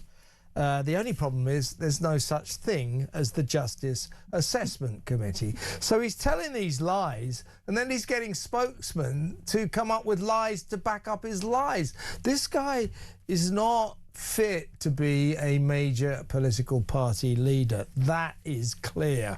And it was reflected, I think, Nicole, in last week's vote. The Greens, OK, they're far more of a force to be reckoned with than they used to be. But let's face it, they did a lot less well last Thursday than people predicted they would. And I think that's because people are realising that Polanski is a poisonous charlatan and a liar. Yeah, the thing is with him, though, because as we know, the Greens have a big problem with anti-Semitism. At least 30 of their candidates are being investigated. Some of them have been suspended. And he was a useful idiot. And that's a kind of technical term in that not only is he an idiot and useful, but he is a useful idiot in that he kosherized their anti-Semitism, because while they were anti-Semitic and pushing this Gaza Palestine agenda, they could say we can't possibly be anti-Semitic because we have a Jewish leader. So he is useful for them. but increasingly less so. But if he goes, then there'll be perhaps a fight within the party, which has its own issues, which is one half of them is the Islamists and the other half of them is the LGBTQ plus stuff. And I'm not sure if you saw the stuff online about Mohsen Ali, the Islamist side of the party, with they're one of their new transgender candidates, and the awkwardness of that meeting there. So if Zack Polanski was to be pushed out, it would be interesting to see which side of the party was to kind of take prominence. Yeah, I mean, what's clear about Zack Polanski is the kind of politician that if you go up to him and say, what do you believe in, Mr. Polanski? His answer will be, what do you want me to believe in? It's as simple as that. Now, still with the Green Party, as you say, they seem to have been co-opted by a lot of people who are, shall we say, not that interested in environmental issues, including the leader, Zack Polanski, who never mentions the environment at all. Climate change, it's nothing to him. But let's talk about this newly elected Green Party councillor. His name is Mohammed Baghdadi Khan. His nickname is Baggy Khan. He's a new councillor for Halliwell in Bolton, a Green Party councillor. Here he is arriving for his first day's work in his incredibly environmentally friendly Lamborghini. There he is. Do you think that Baggy Khan there in his Lamborghini is especially worried about the environment, Nicole? No, I think this is basically this shows us very much everything what the Greens are, doesn't it? This gas guzzling machine, and how the Greens are now being utilised by a movement which has nothing to do with the environment. And in some ways, you know, two movements that have nothing to do with the environment. One is the kind of wokest agenda, which brings in Palestine and LGBTQ plus whatever. And then the other side is the kind of the Islamist movement, where you've got some Gaza independents who are separate, and then others that are choosing to use the Greens, which are, of course, a political party been going for some years, as their kind of standing, as their kind of to push off to more political power. Indeed. So you've got a party run by a charlatan who just tells lies and says Palestine is on the ballot. That's a disgrace. Full of councillors, you know, or at least one councillor who drives around in a Lamborghini saying he wants to save the planet. Well, Lamborghinis, lovely cars, but they're not necessarily that good for the environment. So hypocrisy, I think, is the word we're looking for. We did reach out to the Green Party about Baggy Khan and his Lamborghini.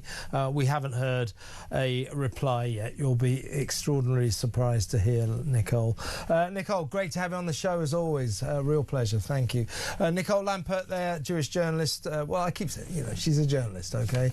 But she happens to be Jewish, so she got a particular interest in this Jewish Green Party leader who says Palestine is on the ballot. It's just so disgusting at an British election, isn't it? Local elections, Palestine is on the planet. Why? What's that got to do with collecting the bins in Birmingham, where, by the way, a great deal of the wards have gone independent. In other words, they have a lot of Gazan councillors now in Birmingham, and they have a mosaic of chaos. So many different parties, it's hard to see how that city can be run. But can it be mismanaged more than the Labour administration that's been ruining that city now for years, turned it bankrupt? Unlikely. It can only be a better situation, even though that new situation is dreadful. Next up, we're going to talk about the BBC. Diana's brother, Princess Di's brother, Earl Spencer, has urged the new boss, Matt Britton, to use this opportunity to lance the boil of the secrets the state broadcaster still keeps about how Martin Bashir, the rogue reporter, conned Princess Di into that famous, infamous 1995 explosive interview. You know, the one when she said there were three of us in that marriage, her, Camilla and Charles. So that massive interview she gave, she was conned into.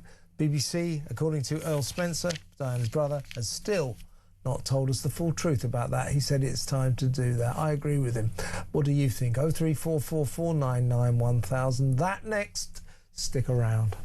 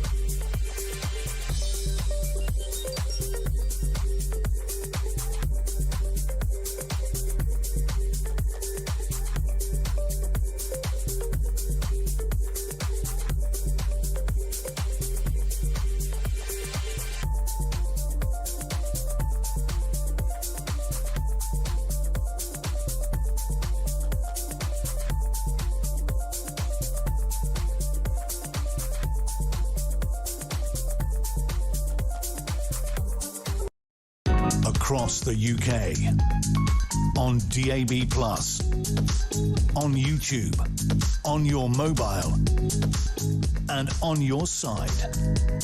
This is Talk. Welcome back, Angela Rayner. It's no good making mistakes unless you acknowledge them. That's the government. That's what she says. Well, they made the mistake of making you Deputy Prime Minister. They put that one right, didn't they? They acknowledged that and put it right. So no good making mistakes, she says, unless you put them right. This government's not putting anything right, is it? But they did get rid of her, so I suppose that's putting someone right. Well, she would say she resigned. She wasn't fired, but there you are. She still can't come back, can she? Because she's still got those tax problems. Let's talk about the BBC. There's a new broom in town. Matt Britton, former Google executive, is about to become full-time Director General.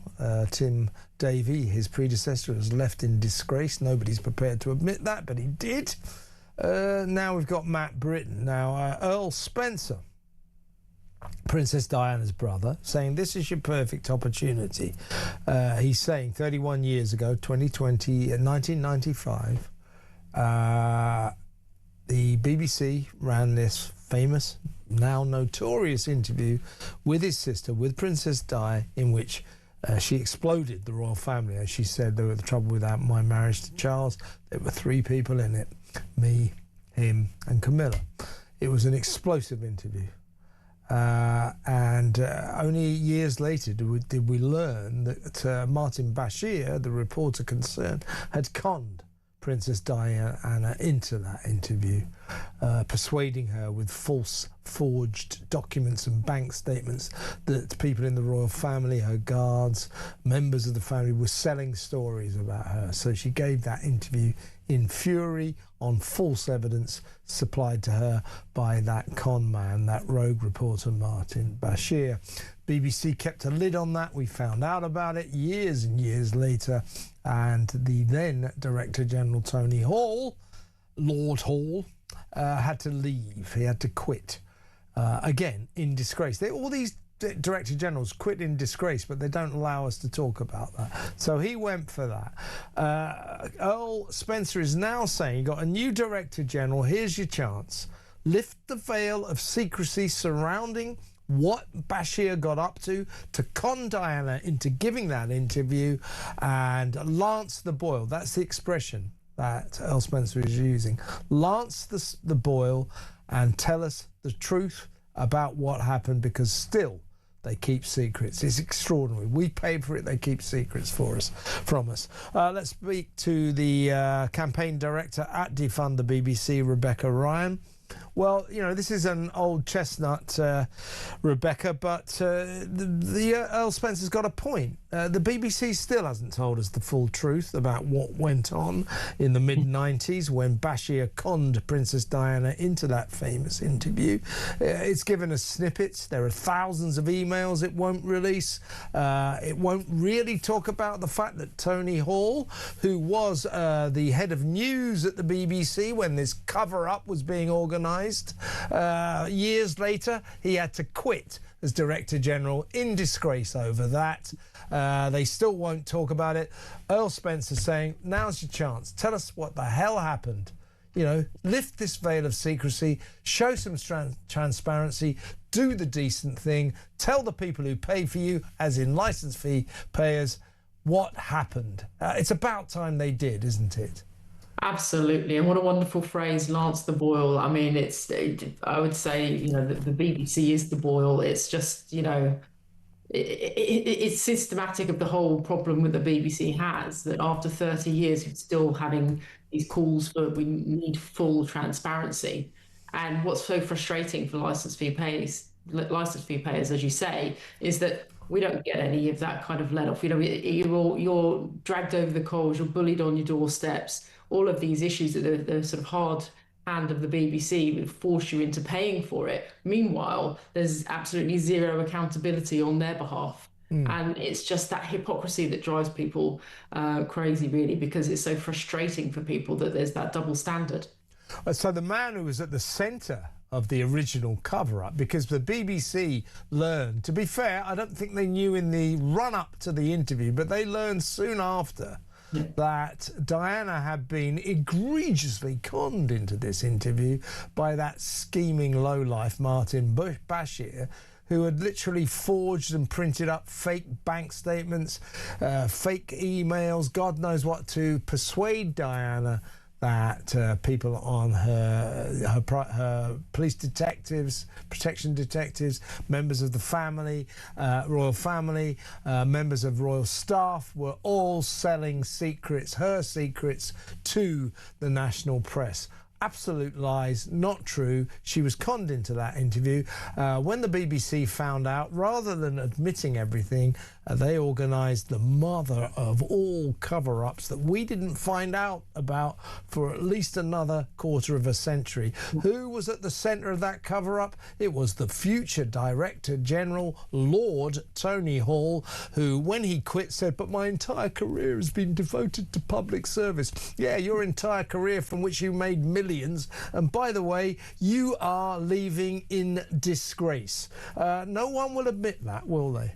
Absolutely, and this is the thing with the BBC, is the culture of complete cover-up and the self-serving nature of it, isn't it? And it's that middle-class, metropolitan elite kind of self-belief that they're above it all, and that it's just sort of the lower-down people that have to fund it and just put up and shut up, and that's what's so frustrating.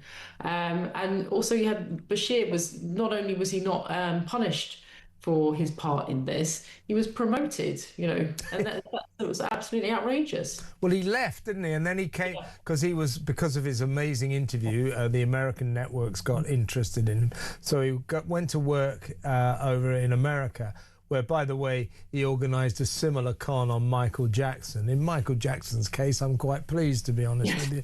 If you want to con a paedophile, that's all right by me. But that's the way that he operated. Anyway, that came to an end. You know, in the end, the Americans worked out there wasn't much to this guy.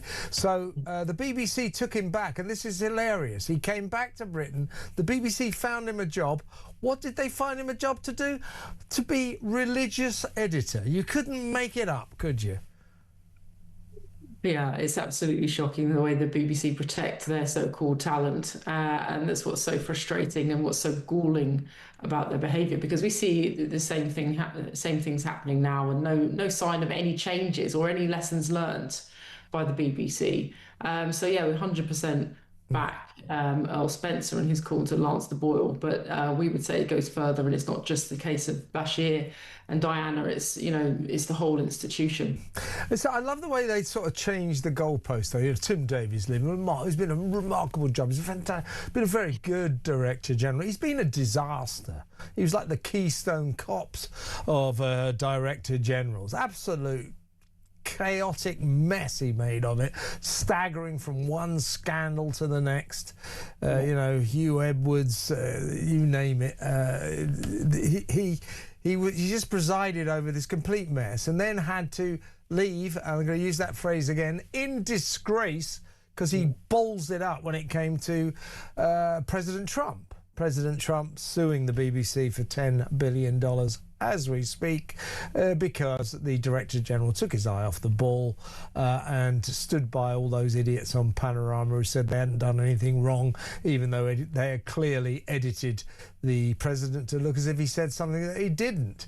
So Davey was forced to quit in disgrace. We don't hear this, do we? We don't hear it at all. He's a marvellous Director General who we thank for his service, who will move on to bigger and better things. It's just ridiculous. But it's just complete gaslighting of the British public, isn't it? It's just sort of like all the things that we know that he oversaw, all of the misreporting about Gaza, all of the sort of the awful things that they broadcast from Glastonbury and from the BAFTAs and all of those things. And as you say, Hugh Edwards, it was just disaster after disaster for Tim Davie, and he oversaw sort of the tens of thousands of people a year quitting the TV license and what have you. So a massive mess up from him. But no, he will go down well in the annals of time for the BBC. But also, of course, this new guy. Quick last question, Rebecca. This new guy, Matt Britton. I mean, it's extraordinary for the BBC. He's their new Director General, and drum roll, he has worked somewhere else in his career. I mean, you don't get that very often up at Broadcasting House. He worked for Google for 10 years. What would you say his job is? I would say it is to bring impartiality back to the editorial newsroom, to stop this anti-Semitism, this anti-Israel mania, to try to get rid of Trump derangement syndrome, and I don't know, make a few comedies and dramas that anybody might remotely want to watch. If you could just do that, it would be a success, but don't bet the farm on it.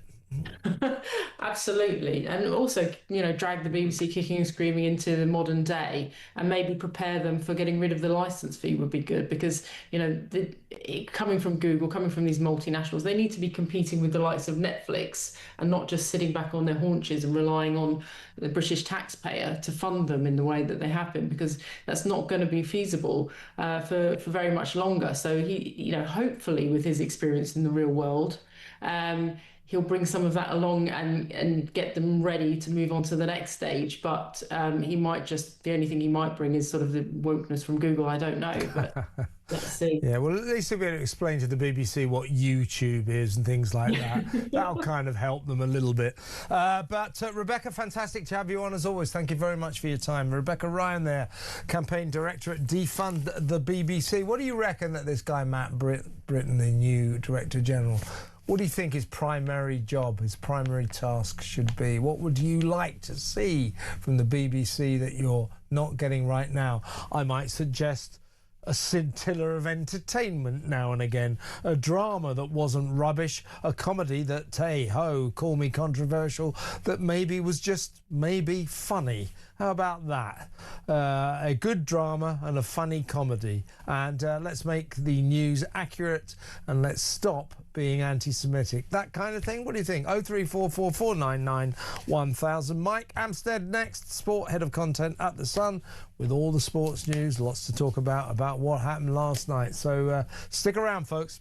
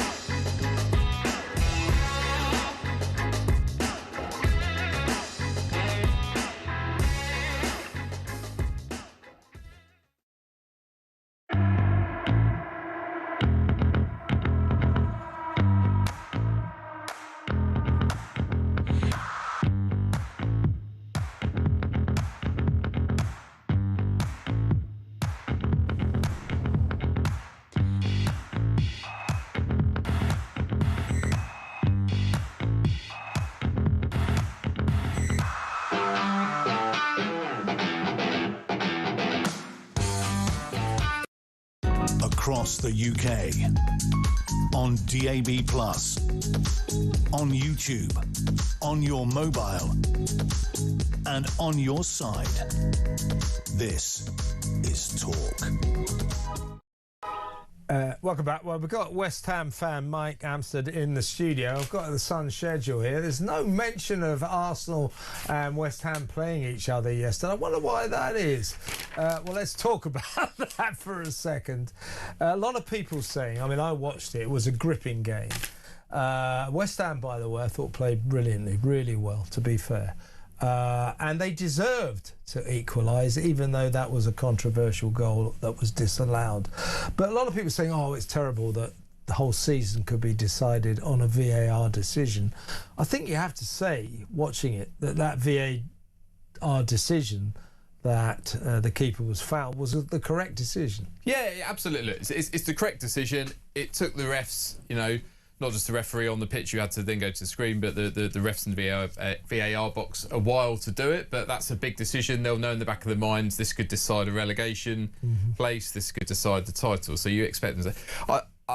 there's no doubt that's the correct decision. He's got his arm across the keeper's throat. It's a foul.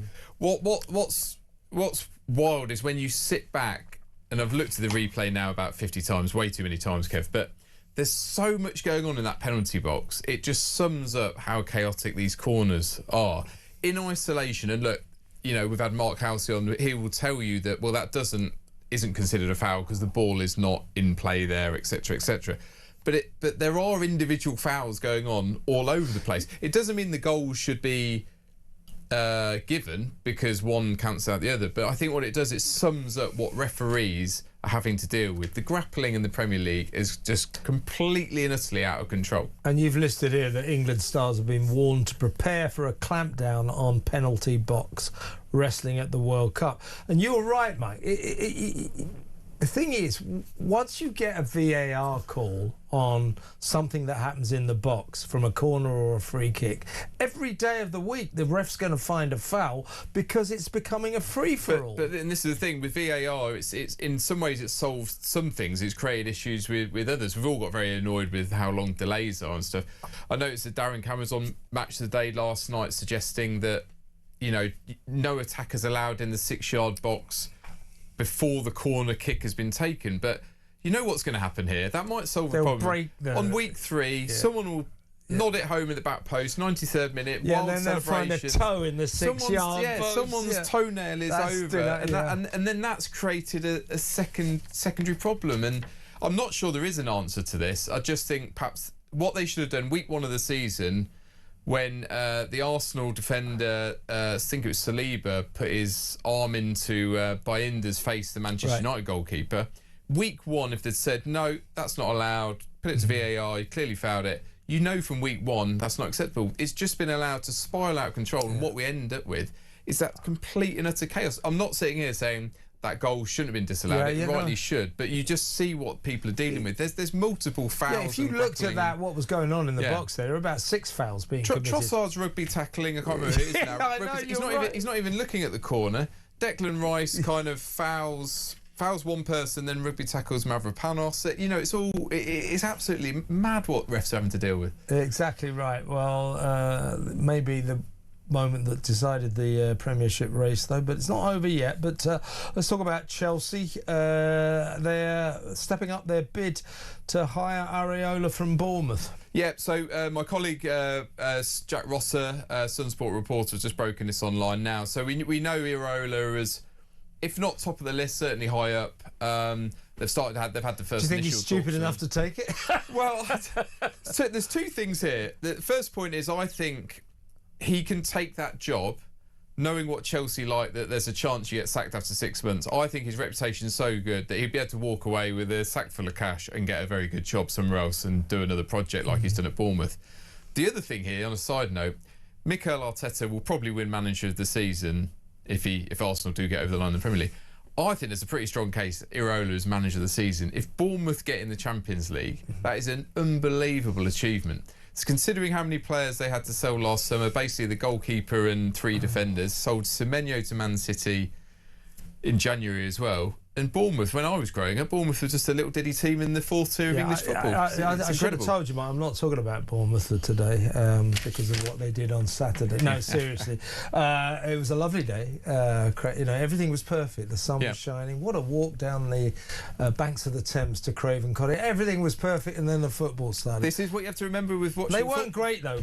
We were a disgrace, but they weren't great. So what you have to remember with watching football is often better to just have that first pint and then stay in the pub and don't go to the ground. I discovered that going to West Ham Brentford the previous Saturday. The pint in the steam packet by the Thames is a lot more enjoyable. That's a great pub, actually. I forgot about that place. Let's talk about Millwall. Big night for them. Yeah, I feel like we keep coming back to Millwall, and I feel like we're sort of almost saying the same thing. But look, we've got to say it. I mean, look, we're here based in London Bridge office. The drinks have probably been flowing not far from us, and everyone heading down to South Bermondsey. This is a massive night for Millwall. Home game against Hull, 0-0 from the first leg.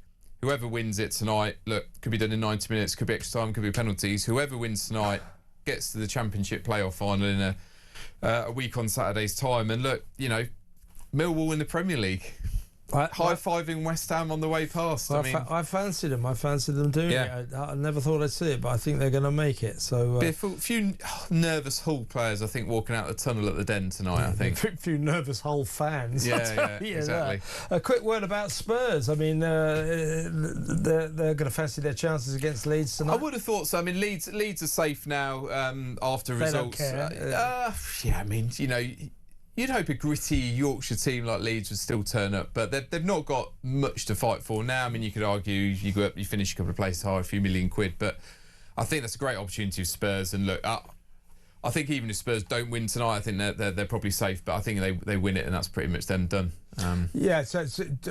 West Ham, not much of a way back now. No, I think we maybe getting more unbiased opinion from elsewhere, but I think that's West Ham done now.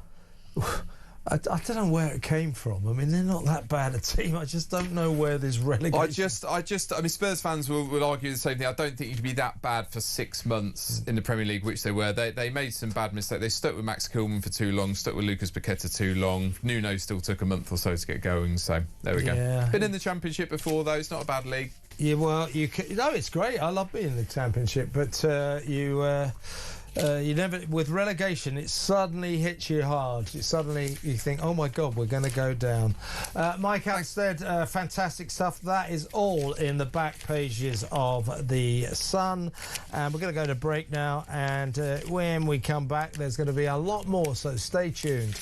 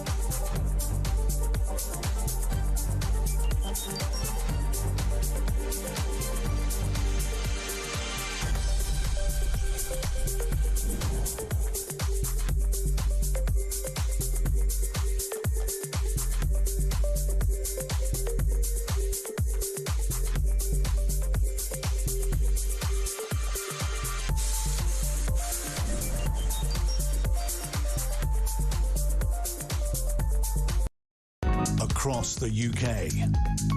On DAB+, on YouTube, on your mobile, and on your side. This is Talk.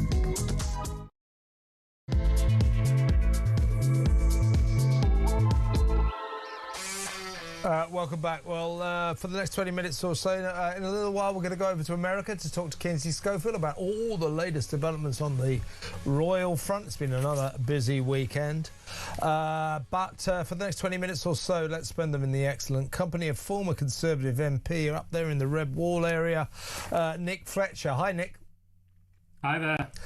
Well, first of all, let me just play you a couple of clips. This is Keir Starmer, what Keir Starmer and Angela Rayner were saying earlier. First of all, here is that clip from that awe-inspiring, career-reviving speech that the Prime Minister made this morning, the latest of his many, many resets. Take it away, Keir.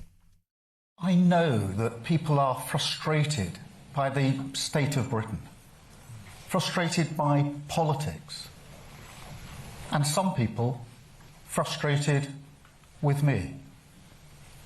I know I have my doubters, and I know I need to prove them wrong, and I will. Very determined, isn't he? Yeah, he's right about that. People are sick to death of him. What an extraordinary thing to say that. Oh, I know people are sick and fed up with the state of the nation. Yeah, Keir, whose fault is that? Maybe, I don't know, the Prime Minister? He seems to be absolutely cloth-eared about his role in the disaster that this nation has become under his leadership. Completely. I mean, the problem I believe that they've got is that there is no real leader, and they've never had any strategy going forward. There just seems to have been knee-jerk reactions to everything. They've come up with a policy, they U-turn on it, and that's just been, it's the death of 1,000 cuts, as we've seen before. And unfortunately, it's the country that suffers. That's the problem with all these politicians that don't know what they're doing and are continually playing political games. It's the country and the people that they're meant to serve that suffer all the time. And unfortunately, we've got a Prime Minister there that needs to go. We will not do the decent thing. They will cling on to power. He will cling on to power for as long as he can. He'll keep on doing reset after reset, and his MPs, the majority of them, will keep on forgiving him. I hear there's 60 that want rid of him now. That should be 80. It should be 85 as soon as possible, and then we can have a new Prime Minister. But hopefully we can have a general election and get rid of the entire shower of them. Right, Nick, as you were speaking, good statement there by you, but big breaking news. We've been hearing all day that the sort of seismic cracks might start to appear. It looks like they are now. Ministerial aides are now calling for Keir Starmer to go. Joe Morris, West Streeting's PPS, Parliamentary Private Secretary, is resigning. Sally Jamieson, PPS to Shabana Mahmood, is also resigning. And Tom Rutland, the PPS to Emma Reynolds, has called for Starmer to go. So it looks as if things are really starting to happen. Once you start to get these significant resignations, these significant voices finally putting their heads above the parapet, I mean, that's not the beginning of the end. That's getting very close to the end, isn't it? That's the end. I said before Christmas he will be gone by July, and I'll stick to that. I'm pretty sure he will be. And to hear those names there, Sally Jamieson is a Doncaster MP. She's a Doncaster MP who attended a private school, but because of Sir Keir Starmer, she voted to put VAT on private school fees. So it was obviously good enough for her, but not for the people that she served. I mean, it's just an absolute disgrace. You cannot make it up. They are literally the worst government and the worst bunch of MPs that this country has seen, at least in my lifetime. And the sooner they're all gone, the better. I always say this. If that front bench was Scrabble pieces and you threw them all in, you wouldn't want to pick one of them back out again. And I could pretty much say that for most of the Labour MPs. Yeah, that is pretty significant, though, isn't it, Nick? Because two PPSs, Major, the Parliamentary Private Secretary, MP, Sally Jamieson, PPS, to the Home Secretary, has resigned. so has the PPS to Emma Reynolds, has resigned. This is a definite message to Starmer. He can't withstand this. We're now hearing, the PPS, Tom Rutland, the PPS to Emma Reynolds, is calling for Starmer to go. Got that wrong. He's not resigning. Sally Jameson is resigning. Joe Morris, West Streeting's PPS, is resigning. This is amazingly significant. This is when it all starts to fall apart, isn't it? Yes, I think we'll wake up to some rather unique headlines tomorrow morning, and I think it will be the end of Sir Keir Starmer. About time too. Well, let's go over to one of his main rivals now. That is Angela Rayner. She put out a big kind of mission statement, a big statement of everything that's gone wrong under Keir Starmer and Keir Starmer's Labour government. 1,000 words over the weekend. She pretty much repeated them today at a speech in Bournemouth at a trade union conference. Here is a snippet of what Big Ange had to say. So let me be honest, conference. We as a party have to do better than this. And we can only prove we mean our Labour values by putting the common interest ahead of factionalism. And we can start by accepting that Andy Burnham should never have been blocked. It was a mistake that the leadership of our party should put right. Nick, let me tell you something about Angela Rayner's 1,000-word Gettysburg Address style statement that she made over the weekend about how Labour had to go back to its left-wing roots and get closer to Europe and work for working people and screw everyone that's got more than 50 quid in their bank account, you know, all of that usual old claptrap. In these 1,000 words, she pinpointed all the major issues confronting this country. Never once in 1,000 words did she mention the migrant crisis. She said the number one issue affecting voters of all parties is the cost of living. It's not. It's not. I mean, cost of living is crucial, massive issue. But technically, statistically, as a matter of fact, revealed by successive polls over the past 3 years, the biggest and number one issue concerning people of this country is the migrant crisis. We got Keir Starmer in his speech this morning, basically one quick reference to it. He said, migration is coming down. No, it's not. She doesn't mention it at all. These people will not confront the number one issue in this country. That's because they got no idea how to solve the migrant crisis. They're just making it worse. It's a disgrace, isn't it? Not confronting something that the people want them to talk about. It is. I mean, you're 100% right there. It's the number one issue when you talk to people. They are sick and tired of people coming to this country and taking advantage of our hospitality. I always say that it's kindness without discernment leads to resentment, and politicians, especially the Labour Party, have taken our kindness too far and offered it without any kind of discernment, and now the people of this country are resenting it. And rightly so. It has to stop. It's the number one thing that you hear on the doorsteps, and people are sick and tired of it. If we can't protect our borders, what can we do? And the thing is with it is that the answers to any problems that the Labour government would have would never work. Socialism never works, but protecting our borders is something that they could do. Whether you're a capitalist or a socialist, you should be able to protect our borders. So the one thing that would have saved them, they've just literally not done anything with. Smash the gangs, we heard.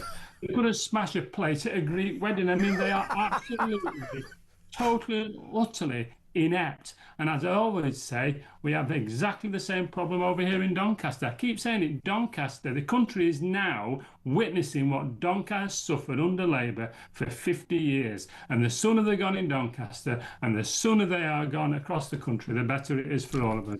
Yeah, just to go back, sorry, this is what happens when you get breaking news. You have to amend it as it goes along. But to go back to this issue of parliamentary private secretaries to important politicians, cabinet ministers resigning, Sky News is now reporting that all three of these PPSs have resigned. So I'll go through them again. The Parliamentary Private Secretary to the Environment Secretary, Emma Reynolds. Tom Rutland has resigned. Joe Morris, Parliamentary Private Secretary to the Health Secretary, West Streeting, has resigned. And it seems almost certain that Sally Jameson, who is a private secretary to the Home Office, has also resigned. So 3 major PPSs have quit. Starmer can't survive this, can he? No, because as soon as what happens, as soon as you see one PPS quit, then you will get another, then you will get a junior minister, and then you will get a minister. And this is what's going to be happening. There'll be phone calls going across the entire party tonight. Who's going next? Who they're going to support? I mean, this is the end. And as I say, the sooner he leaves, the better it is. Because if he goes under his own terms, well, he can't go under his own terms now. It's pretty much done. It's a done deal. We will be having a new prime minister. It's just same again. You go to that front bench and you say, who would you have? I mean, Angela Rayner, please. I mean, Ed Miliband. Doncaster's put under Ed Miliband, as I say, for so many years. You can't make up. Wes Streeting, I mean, he smiles and he's a good communicator, but there's so many people say that he's not done what he was meant to have done with the NHS. So where do you go? The only thing that we can do, really, is have a general election. But, yeah, I mean, people always say that. He's got a mandate for 5 years, they say. Yeah, but and a mandate to govern properly for 5 years, not to govern like he has. If we have another 3 years of Labour and another 3 years of Starmer, goodness knows what state this country will be in. Also, Nick, let me ask you this. So the big move, as I said, I had Rosie Duffield on earlier. I said that Keir Starmer needs to invent a couple of new words. He's that reset. Well, that's not. He keeps having another. He said so. There should be 2 new Starmer words in the dictionary, maybe even more. Reset and reset. Reset. I mean, he has so many resets. It makes you dizzy. But he reacted to this verdict of the people last Thursday, right? What did the people say?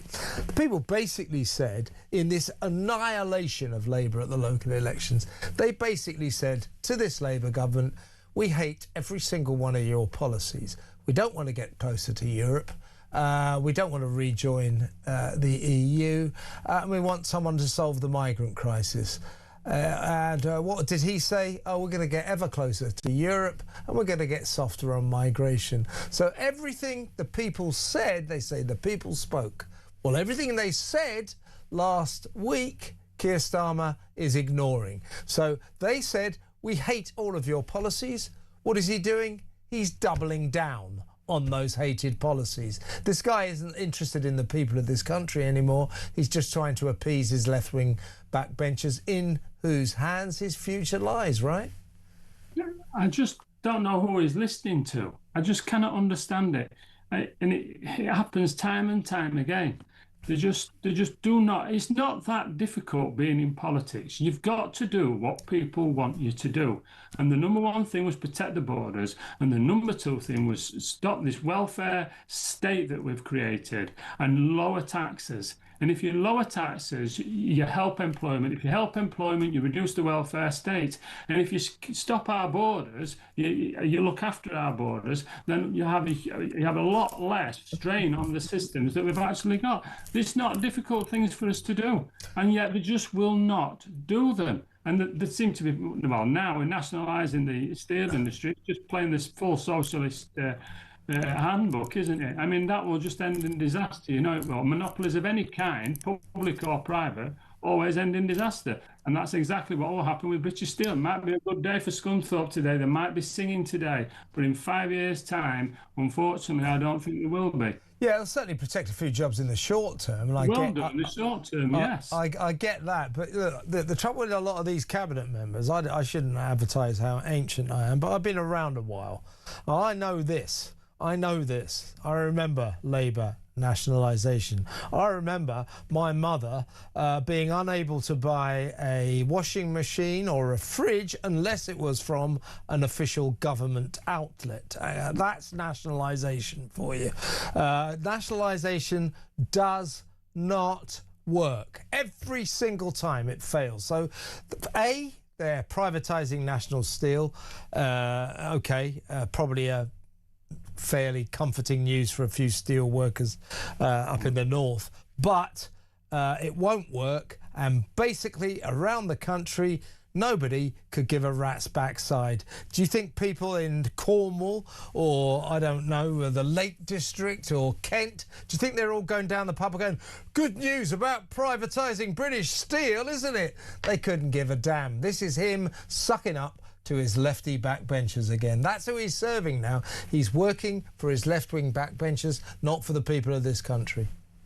That's right. And the thing is, if they'd have dropped taxes in the first place, they wouldn't need to have bailed these companies out, because that's the only reason why they're doing it. And this is what we're finding now. The taxing industry, more and more and more, and then they're offering grants to get that money back, which creates a huge amount of paperwork for everybody. And it only puts them, if they're successful at getting the grants, it only puts them back where they were before we were actually taxed to death in the first place. I mean, you literally can't make it up. I just see it time and time again with the small to medium enterprises, and all they have is red tape and taxes, which is stifling them. And now we've got a workers' rights bill, which is going to stop people being employed. I've spoke to 2 hairdressers and another contractor only in this past month, and all 3 of them have said taking no more apprentices on because they can't afford them. No more apprentices. I mean, you just cannot make this up, can you? Which is why when they say, oh, we're getting better conditions for young workers, minimum wage rising and rising. Well, the trouble with that is you rise the minimum wage too much, employers just won't employ young people, so it doesn't help young people. Quite the reverse, in fact. A quick word from you, if you will, Nick. If Harriet Harman and Gordon Brown are the answer, what on earth do you think the question was? I'm sorry. You really cannot make it up. I mean, Gordon Brown there, who literally sold off all our gold. I mean, we were left a note saying there was no money left after the last time that he was anywhere near Downing Street. I'm sorry, no. I mean, it's they are really, really struggling, and the country's struggling too because of it. So it doesn't offer me any optimism of what's going forward with those 2 anywhere near Downing Street. And I'm sorry to say that. I don't mean to be disrespectful to people who have been there and worn the T-shirt, but we know what they were like the last time they were near that office, and that's the last thing that we need now. If you go back through your history book, your political history books, and you search in vain, or you difficult search for someone who was a worse communicator than Keir Starmer, who had less idea about talking to ordinary people than Keir Starmer, I'll tell you what name crops up all the time. Gordon Brown. Great that they've got that together to unite their communication skills. What can possibly go wrong? Nick, great to talk to you. Thanks for coming on. Come on again soon. That's Nick Fletcher, former Tory MP from the Red Wall district, where Keir Starmer has lost Labour all of its support. It's now all solid reform. Next up, we'll take some of your calls, 0344 499 1000, and I'll read some of your messages out. If we've got any WhatsApp voice notes, I'll play those as well. Much still to come. Stay exactly where you are. Back in a mo.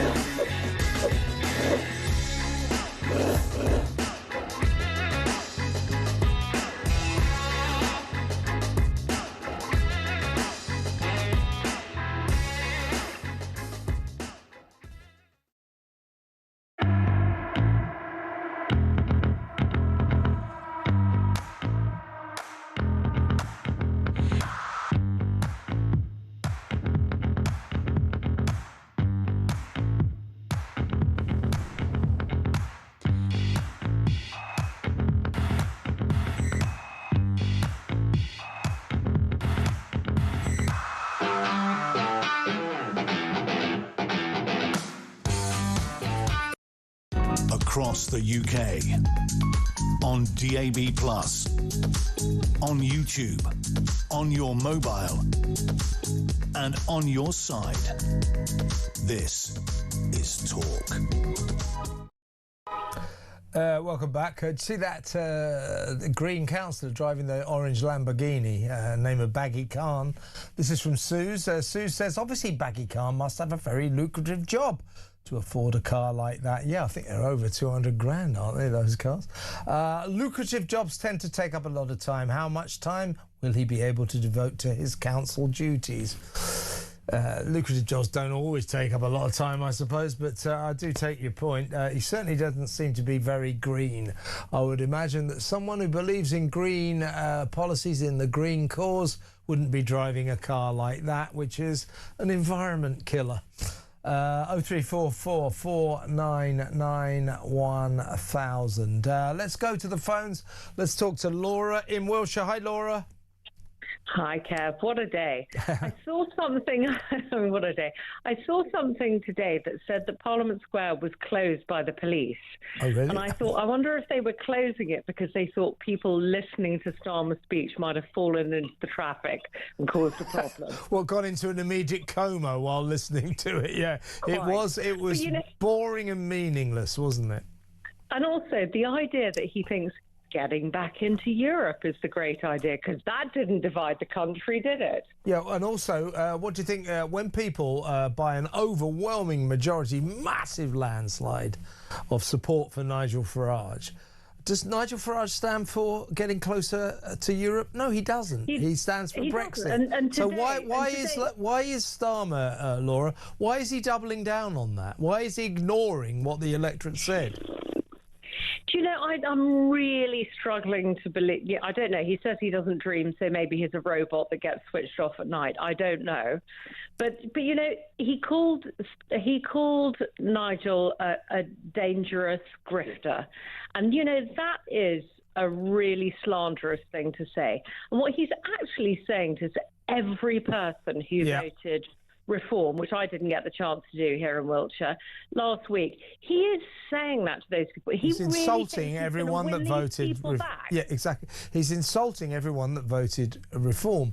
What he should be doing is looking into the reasons they voted Reform and trying to work out how Labour can respond to that. I would suggest that two of the biggest reasons Labour people voted for Reform were: one, Reform have pledged to sort the migrant crisis out, to solve it, to stop it. And number two, Reform will keep us out of Europe. Reform will not betray the Brexit vote. What was Starmer's response to that massive verdict in favour of Nigel Farage and Reform UK last Thursday? It was to get ever closer to Europe and to get softer on the migrant crisis, to actually defy what the people roared. They didn't just say it, the people didn't just speak, they roared. We have had enough of your policies. What's he going to do, Laura? He's going to double down on them. He's going to carry on. It's extraordinary. The really interesting thing is, he didn't really say much about Polanski, did he? He really was doubling down on Reform. Yeah. And you know, and it's just bizarre, the idea that nationalising British Steel without realising the reason British Steel is really failing is because of the cost of energy. I mean, it's absolutely.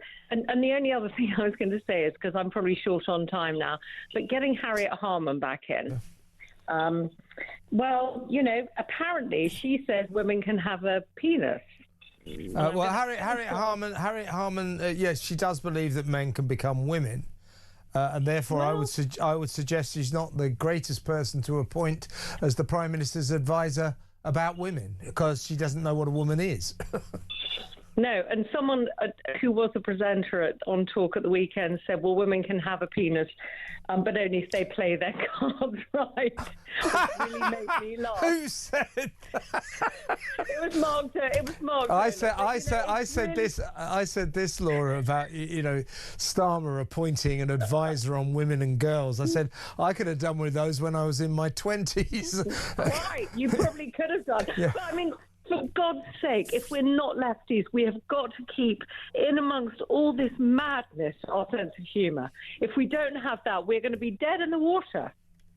Yeah, exactly right, Laura. Well, listen, Laura, stay strong.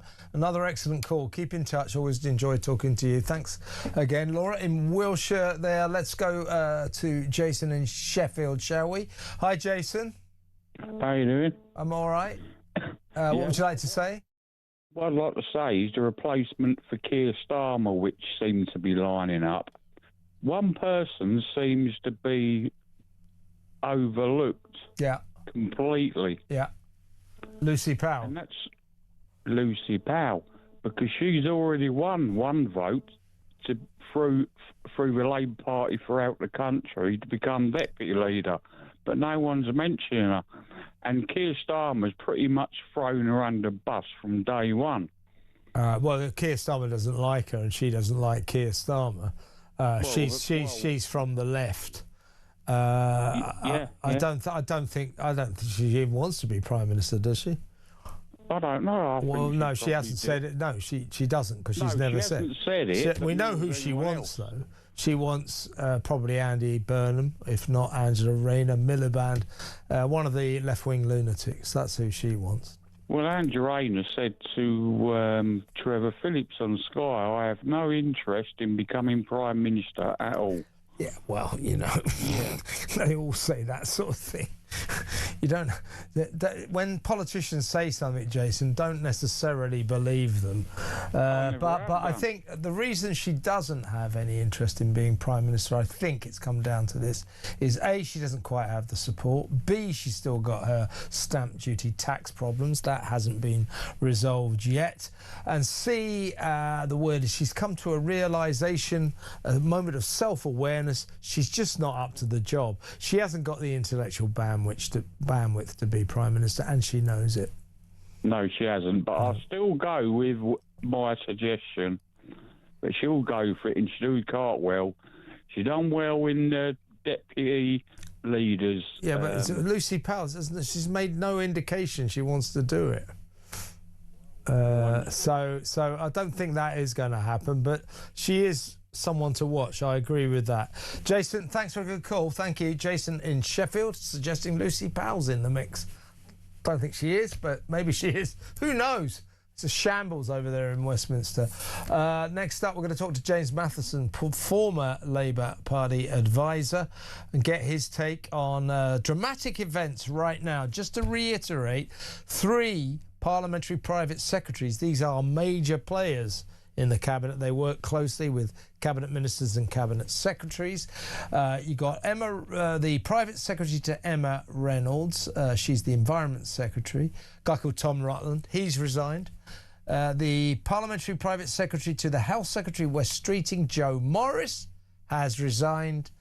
And it seems, we can't confirm this 100%, but Sally Jameson, who's the parliamentary private secretary to the Home Secretary, Shabana Mahmood, has also, we believe, resigned. So 3 major resignations. It's starting to happen. This usually precedes some bigger names resigning. So Keir Starmer's attempt to shore up the sinking ship, it's like, oh, I'm going to go for another 8 years, 10 years. Forget it, mate. You'll be lucky to get another 8 hours. It's all going pear-shaped for the Prime Minister. We'll talk to James Matheson, former Labour Party spokesman, next. Stay tuned.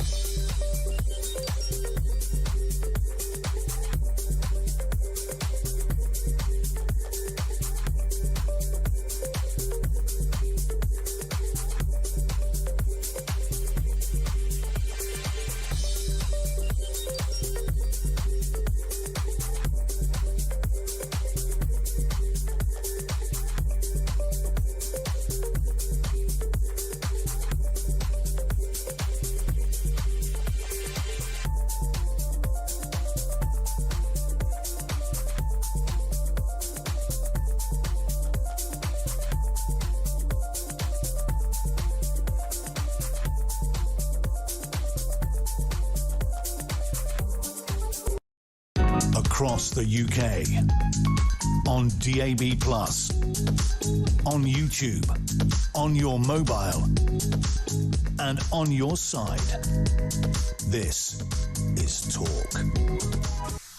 Taking your calls again in a little while. We're going to go over to Kinsey Schofield a bit later for get the latest on the royal scene. We always have to talk about the royals, but it is all happening in Westminster now, so we're sticking with the story for now. Taking your calls in just a minute, 03444991000, or you can send us WhatsApp voice notes on the same number and we'll play your messages out. But in the meantime, let's go over to former Labour Party spokesman James Mathieson. Welcome, James. Hello. Hello, mate. Now, I just want to get your take on what's happened in the last 20 minutes or so. The Parliamentary Private Secretary to Emma Reynolds, the Environment Secretary, Tom Rutland, has resigned and called on the Prime Minister to go.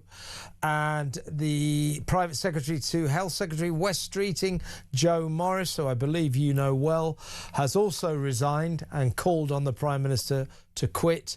And we believe Sally Jameson, the PPS for the Home Secretary, Shabana Mahmood, has also resigned and is all set to call on the Prime Minister to quit. What's your interpretation of those three PPSs making this move, James? Well, first I've got to say you're right. I do know Joe Morris well. Joe's from Northumberland, where I'm from. We came up together in the Labour Party. We were kind of activists, and I took his job when he moved on to Pastures Green as well from him. So we used to work together. But I distinctly remember, and Joe, if you're watching, please let me know if I'm wrong. But I distinctly remember him telling me that Keir Starmer would be a fantastic Prime Minister, and we had an argument about it once. So I'm not going to say I told you so, but I told you so. So, yeah. But you're absolutely right, Kevin. These resignations are the first. Like, these are, people, very junior level PPSs. Normally your first ministerial kind of foray, usually as a new intake MPs from 2024. And then, of course, we should see, I imagine, because they wouldn't have been not given permission, but they wouldn't have moved if they didn't think others weren't going to do the same. So I imagine we will see some bigger names in the next couple of hours, but who knows? So this is, in your view, and I would agree with you, I'm less of an expert than you in all of this, but it does seem that the tectonic plates are now shifting. Something has started. We've seen this kind of thing before, as you say, if you like, these smaller names, significant names, but not necessarily household names, they've quit. That usually is a prelude to bigger names quitting. So I think the headline on this, James, is this morning the Prime Minister made his 4,000th reset speech in a forlorn bid to save his sorry backside. These resignations would seem to indicate that his bid to preserve himself as Prime Minister has failed.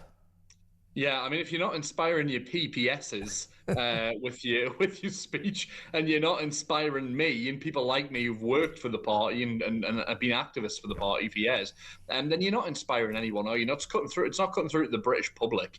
And I think the reality is, somebody asked me earlier, somebody challenged me earlier on air, actually, at BBC, and said, "Is this not good stuff? Is this not what you've been pushing for?" Of course it is. But it's 2 years too late. That's the problem. You can't just after 2 years say, you know what it is? I've had an epiphany. I've been visited by 3 ghosts in the night, and they're called Zack Polanski, John Swinney, and Nigel Farage. And I've decided that all of a sudden I see the light and I'm going to change my ways. It doesn't work like that. You are stained with the actions of, that he's taken in the last 2 years, and crucially stained by the actions he hasn't taken, because it's really been a government of wasted opportunity, and it brings me no joy to say that. And I think I'm right in saying you took the principled stand and decided to leave the Labour Party because of the direction in which it's been heading. What is it, James, in your view, that Keir Starmer has done that's worked out so badly? What's been the nature of his mistakes? Well, I took the decision not to renew my membership after the welfare benefits cuts that he proposed, the PIP benefits, and that was after the winter fuel allowance cuts, of course. And it was clear to me at that point, the winter fuel thing was a bit of a confusing situation for most people. Most new MPs were asked to bite their tongue at the time and just kind of, see how it goes. But it was clear to me upon that PIP revelation that this wasn't the Labour Party in government that I had campaigned for like 15 years to deliver, right? This was going to be completely different. And you and I, Kevin, will disagree on what it should be doing, what we want from our governments, right? I wouldn't expect you to be voting Labour at any time soon. However, those of us who did wanted to see it stand for something rather than nothing. And I think we all lose out. And those viewers of yours who would never vote Labour or who want to, vote for right-wing parties, that's fantastic. You need to have the option to do that. That's a plural democracy. But when you don't have a progressive party like the Labour Party that can actually stand on its values, then those of us who want to vote for those parties don't have the options to do so. I can't vote for the Greens. For example, I'm in Scotland. They're pro-independence. I'm not. They're anti-nuclear energy. I'm not. They're anti-defence. I'm not. So, a lot of us progressives don't have anywhere to go politically without the Labour Party being in any kind of functioning state. There you go. You and me, James, on the same side. It had to happen at some point. Really good to have you on the show. That was great. Thank you very much, mate. James Mathieson, former Labour Party spokesman. He's right, though, isn't he? I'd like to be sitting here saying this Labour government's terrible, I hate them, I hate them, I hate them, but hating them for a reason, that they're making principled stances that I don't agree with. They're not making any stances. They're not making any sense. And there's this feeling that we are in the hands of incompetence. Let me know what you think. 03444991000. We're going to talk to Kinsey Schofield next, and then we're going to take more of your calls. So 03444991000. There's still a lot to get through. Stay where you are.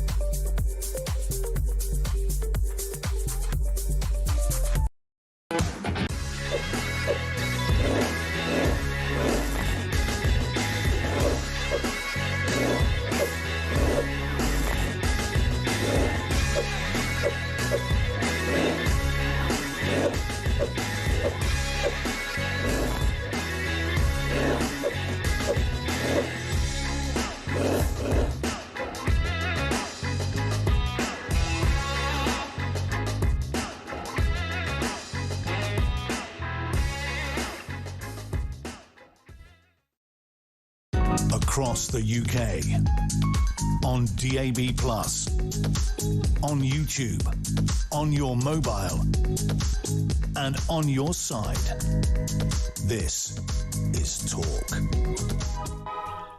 Well, let's take a quick break from the Westminster psychodrama that's unfolding before our very eyes. It's really starting to happen, folks. 3 parliamentary private secretaries, who work with the big names in the cabinet: Emma Reynolds, the Environment Secretary, Health Secretary Wes Streeting, and Home Secretary Shabana Mahmood. All of their MP private secretaries have just resigned, and they're calling for Keir Starmer to quit. This is incredibly significant. This is the beginning of the end. And Keir Starmer said, I'll be here for 8 years. Now he'll be lucky to be here for the next 8 hours. Seriously, folks, it is happening. We'll come back to that in just a little while. But first, let's go over to America, because there's always the royals and we need to talk about them. So welcome to the show, the brilliant Kinsey Schofield, host of Kinsey Schofield Unfiltered. Hi, Kins. You know, I always get a little excited at the thought of Keir Starmer retiring, knowing that his team, Yvette Cooper and all, are behind allegedly Project Thaw, the plan to bring Prince Harry back. Most of us don't like that plan, Kev. No, we don't. So another mistake that this dreadful government has made. Harry, leave him out in the cold. We don't need him anymore. Listen, we usually begin with Meghan, and I've got a story I want to discuss with you, but I have to get the ball rolling between us this time on Fergie, Sarah Ferguson. Andrew Lowney, the excellent author of Entitled, The Decline and Fall of the House of York, the book, the amazing book that really got things moving in terms of Andrew and Fergie, the former Prince Andrew and the former Duchess of York, revealing all of their horrific behaviour, his behaviour, their financial scrounging, all of that. Great book. He now, in his new version, the updated version for the paperback edition, has included the extraordinary story that Fergie, Sarah Ferguson, enjoyed a friends with benefits sexual relationship with P. Diddy over the years. P. Diddy has denied this from his jail cell in America, but he wouldn't he? I have a lot of respect for Andrew Lowney. He's not the kind of guy who would make something up. What is your feeling about this extraordinary story? My feeling about this story is that Diddy has the potential to be released early. He doesn't want headlines like this. And Sarah Ferguson links him to an even bigger predator, and that is Jeffrey Epstein. So yes, he's going to slap this story down with a vengeance because he's being considered a predator. He's become like this really villainous character. We've seen him try to turn this around, 50 Cent's documentary about Diddy that's so compelling on Netflix actually consists of video that Diddy hired someone to take of him that 50 got his hands on and used eventually used against him. So we've seen how fiercely Diddy's been trying to control the narrative from the inside of this chaos, even from behind bars. His ultimate objective is to not be considered as, just downright disgusting and disturbing as Jeffrey Epstein. Unfortunately, I think that ship has sailed. If I were Sarah Ferguson, I would deny these allegations too. But the fact that she's not, that concerns me, because the question I've been getting a lot over the last 24 hours is transactional. Does she have transactional relationships with wealthy men that she gets favors from? And to that, I'd say that's prostitution. If you look up the definition of prostitution, that's what that looks like. So if I were Sarah Ferguson, I would break my back trying to deny this story. But alas, she's probably using someone else's credit card, in my opinion, to stay at whatever luxury resort she's at today. Yeah, the trouble with Sarah Ferguson, if she said the sun comes up in the morning, I wouldn't believe her. I mean, she's a massive liar, has been proved to lie. So if she hasn't said anything about this P. Diddy story, but if she denies it, doesn't mean anything. She's a proven liar. And as you say, he's got skin in the game as to whether or not he confirms this story. It won't do him any favours. And before we move on, I just want to say that, as I said just now, I've got a huge amount of respect for Andrew Lowney. He's not the kind of guy who's just going to make something up. So I think we have to pay this story of his a lot of respect. I love Andrew Lowney. On a personal level, I get along with him really well. But I will say our First Lady, Melania Trump, has challenged some of his claims in the past too. So if we want to be fair and balanced, we should acknowledge that as well. Of course. I just don't think that Andrew would go this far and just, there's no evidence to say he's that kind of journalist or author at all. So I do think that when Andrew Lowney puts in his new edition of his book that Fergie enjoyed a sexual affair with P. Diddy, we have to take it seriously, which is extraordinary. Moving on now, one of the things that the royal family are worried about, and indeed Harry and Meghan are worried about, is that Fergie, in her financial desperation, may take one of these offers that's being made to her by A, publishers for a book, and B, television production companies for a TV series telling all about her time with the royals. She may do that. She may cash in. That is terrifying Meghan, because Meghan used to be her best friend at one point when she was first going out with Harry, and it terrifies the royal family. Now we're hearing that Meghan too, what are you talking about? I said this last week on your show. So she's going to write it. Yeah. Before this article even dropped, I said, worst case scenario, what is Meghan Markle going to do? She's going to write this book. Yeah. Do you think she will? I do think she will. I mean, the article from the Daily Mail that popped up over the weekend about this team, this invisible team that's protecting Meghan, hard eye roll. Like Shonda Rhimes has time for Meghan Markle. Okay, like there's a new Bridgerton every 3 seconds.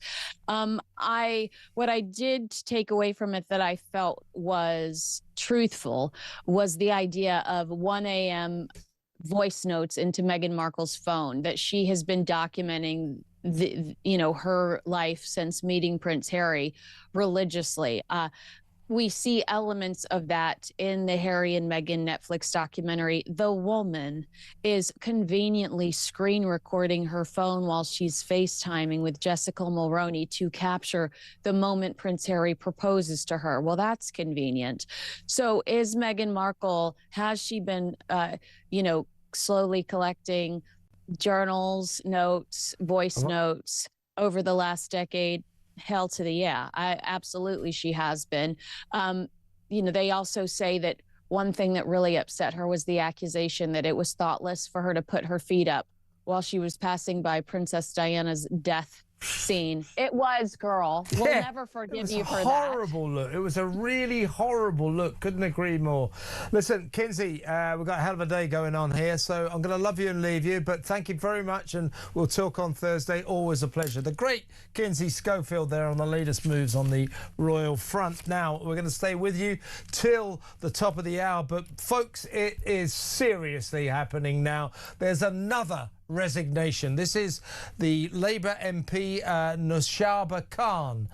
She has resigned as Parliamentary Private Secretary to the Cabinet Office, and she has called for, and I quote, new leadership so that we can rebuild trust and deliver the better future that the British people voted for. That is 4 major Parliamentary Private Secretaries. These are important MPs who deal with the most important people in government. 4 of them have resigned in the last hour, and they are calling on Starmer to go. He cannot survive this, folks. I believe this will be the beginning of an avalanche of resignations. I believe we are seeing possibly the last moments of this Prime Minister, but you can forget about 8 years. Let me know what you think. 0344 499 1000. 4 Parliamentary Private Secretary MPs, Labour MPs, have resigned in the last hour, all of them calling on Keir Starmer to go, which frankly means he will have to go. Let's go to the phones. Let's talk to Barry in Norwich. Hello, Barry. Okay, I'm just hoping this is the beginning of the dominoes run. I think it is, Barry. It's got that feel about it. These people didn't they didn't unilaterally decide to do this. This is an organised campaign. I do believe, if I'm not wrong, I might be, but this will be followed. These 4 PPSs will be followed by bigger names. It does look as if the dominoes are starting to fall. Well, this is how Boris went, wasn't it? But yeah, I just want to get back to Starmer's raging speech this morning. How ridiculous it was, wasn't it? I couldn't believe terrible, wasn't it? Absolutely. It's like, I was listening to it, Barry. I was thinking, because all weekend he's going to make a big speech on Monday. I was listening. I thought, this is it. This is it. I thought to myself, this guy is just so detached from reality, isn't he? Do you know what I mean? Right? Yeah. He is you know what I mean? He's so far up his own. He's just so far up his own backside, if you pardon the pun. Well, if you thought, Barry, you must have been like me, listening to this speech and thinking, I've heard him say all this before. If you thought that, there's a reason. He lifted loads of a reset speech he made 8 months ago and stuck it into his new reset speech. Didn't even bother to rewrite it. No wonder he's going down the pan. Well, you know, he didn't mention anything about illegal boats crossers, the immigration. Do you know what I mean? Anything that we want to hear. I think what it is with these political elites, and this goes back decades, right? They are just so arrogant and so comfortable in their positions. Yeah. They don't care what people like yourself and myself and the normal people think, you know. And I always say this to people, and I don't know if you agree with this. If voting mattered, they wouldn't let us do it. Well, I sort of know what you mean, but I don't think we should be that cynical about democracy. But certainly Keir Starmer right now is trying to thwart democracy, and he's ignoring the democratic decision of the people of this country last Thursday, which was that the entire nation detests all of his policies. What's he doing? He's doubling down on them. Pathetic. Barry, great call. Got to go. Thank you very much. Barry in Norwich. Let's talk to Alan in Aberdeen. Hello, Alan. What would you like to say? Hi, Kev. Well, it's pretty obvious that Starmer is like Hitler in his last days in the bunker at the minute. Yeah. That's a good analogy. That's exactly what it is. Surrounded by useless acolytes who also don't know what to do. Yeah. Well, but the problem that you've got, it's not only Starmer, but it's Labour and the political elite in general. They still just don't get it. They don't care what the people of Britain think. Starmer he just brought up in his speech, he's banning so-called far-right speakers. Hang on, this is exactly this. This is the same man who's just sneaked more ISIS brides back into Britain. Yeah. This is the same man who's allowing an Islamic invasion of our country, and he's done they still don't get it. Yeah, well, he's learning though, Alan, that there is such a thing as accountability, and it looks like at least some people in the House of Commons have got the guts to stand up and say no more of this. You're not listening to the people.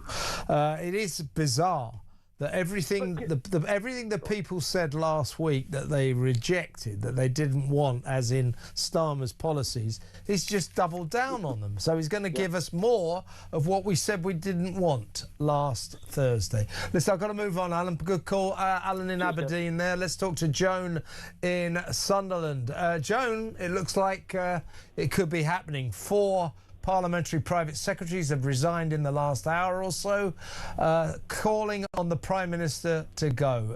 It looks like this might be the end of his line. What do you think? Yippee! Yeah, well, I'm with you on that one. Yeah, he's in trouble. Well, I watched his speech on television this morning. It's terrible, and isn't I've it? seen more emotion in something on a fishmonger's slab. Yeah. He doesn't get it, does he? Yeah, he doesn't get it. He does not. But what I'm thinking about, on the 13th of this month, it's the King's speech. I think that should be cancelled. How can this Prime Minister, if he's still in office on the 13th, or any government, have His Majesty the King stand in front of both Houses of Parliament and spout to deliver Keir Starmer's agenda? Yeah, that's a good point. I wonder what will happen in the next couple of days. I wonder what will happen in the next couple of hours, to be honest with you, Joan, because it's starting to happen as far as I can see. I think, we've had, shall we say, 4 names that aren't exactly household names quit, very significant names, but I think we might start to get a few household names throwing their towel in as well fairly soon. Starmer, I think, is already walking the plank fairly soon he'll be in the sea, which is good news for me and good news for you, Joan. Joan, another great call. Thank you. It's always good to talk to you. Please call me again. Joan in Sunderland, and Peter Cardwell is in the studio. I think it's happening, mate. I think it is happening. Naseba Khan, in the last few minutes, the latest Parliamentary Private Secretary to go from the Cabinet Office. She's calling for new Labour leadership. This is happening all the time. Things are moving really quickly. Starmer's vulnerable. We have, by the end of the evening, perhaps even by 10 o'clock at the end of my show, a cabinet resignation, then we're into serious issues, and especially if it's sort of the mid-ranks like health, or from the higher ranking like Chancellor or Foreign Secretary. That's very, very difficult to recover from at any point. Always worth bearing in mind that a lot of these cabinet secretaries will always back Starmer, because they fear if they get a new Prime Minister, they might get the sack. Yeah. So you don't want to listen to them too much, but there's something I would suggest here, Peter.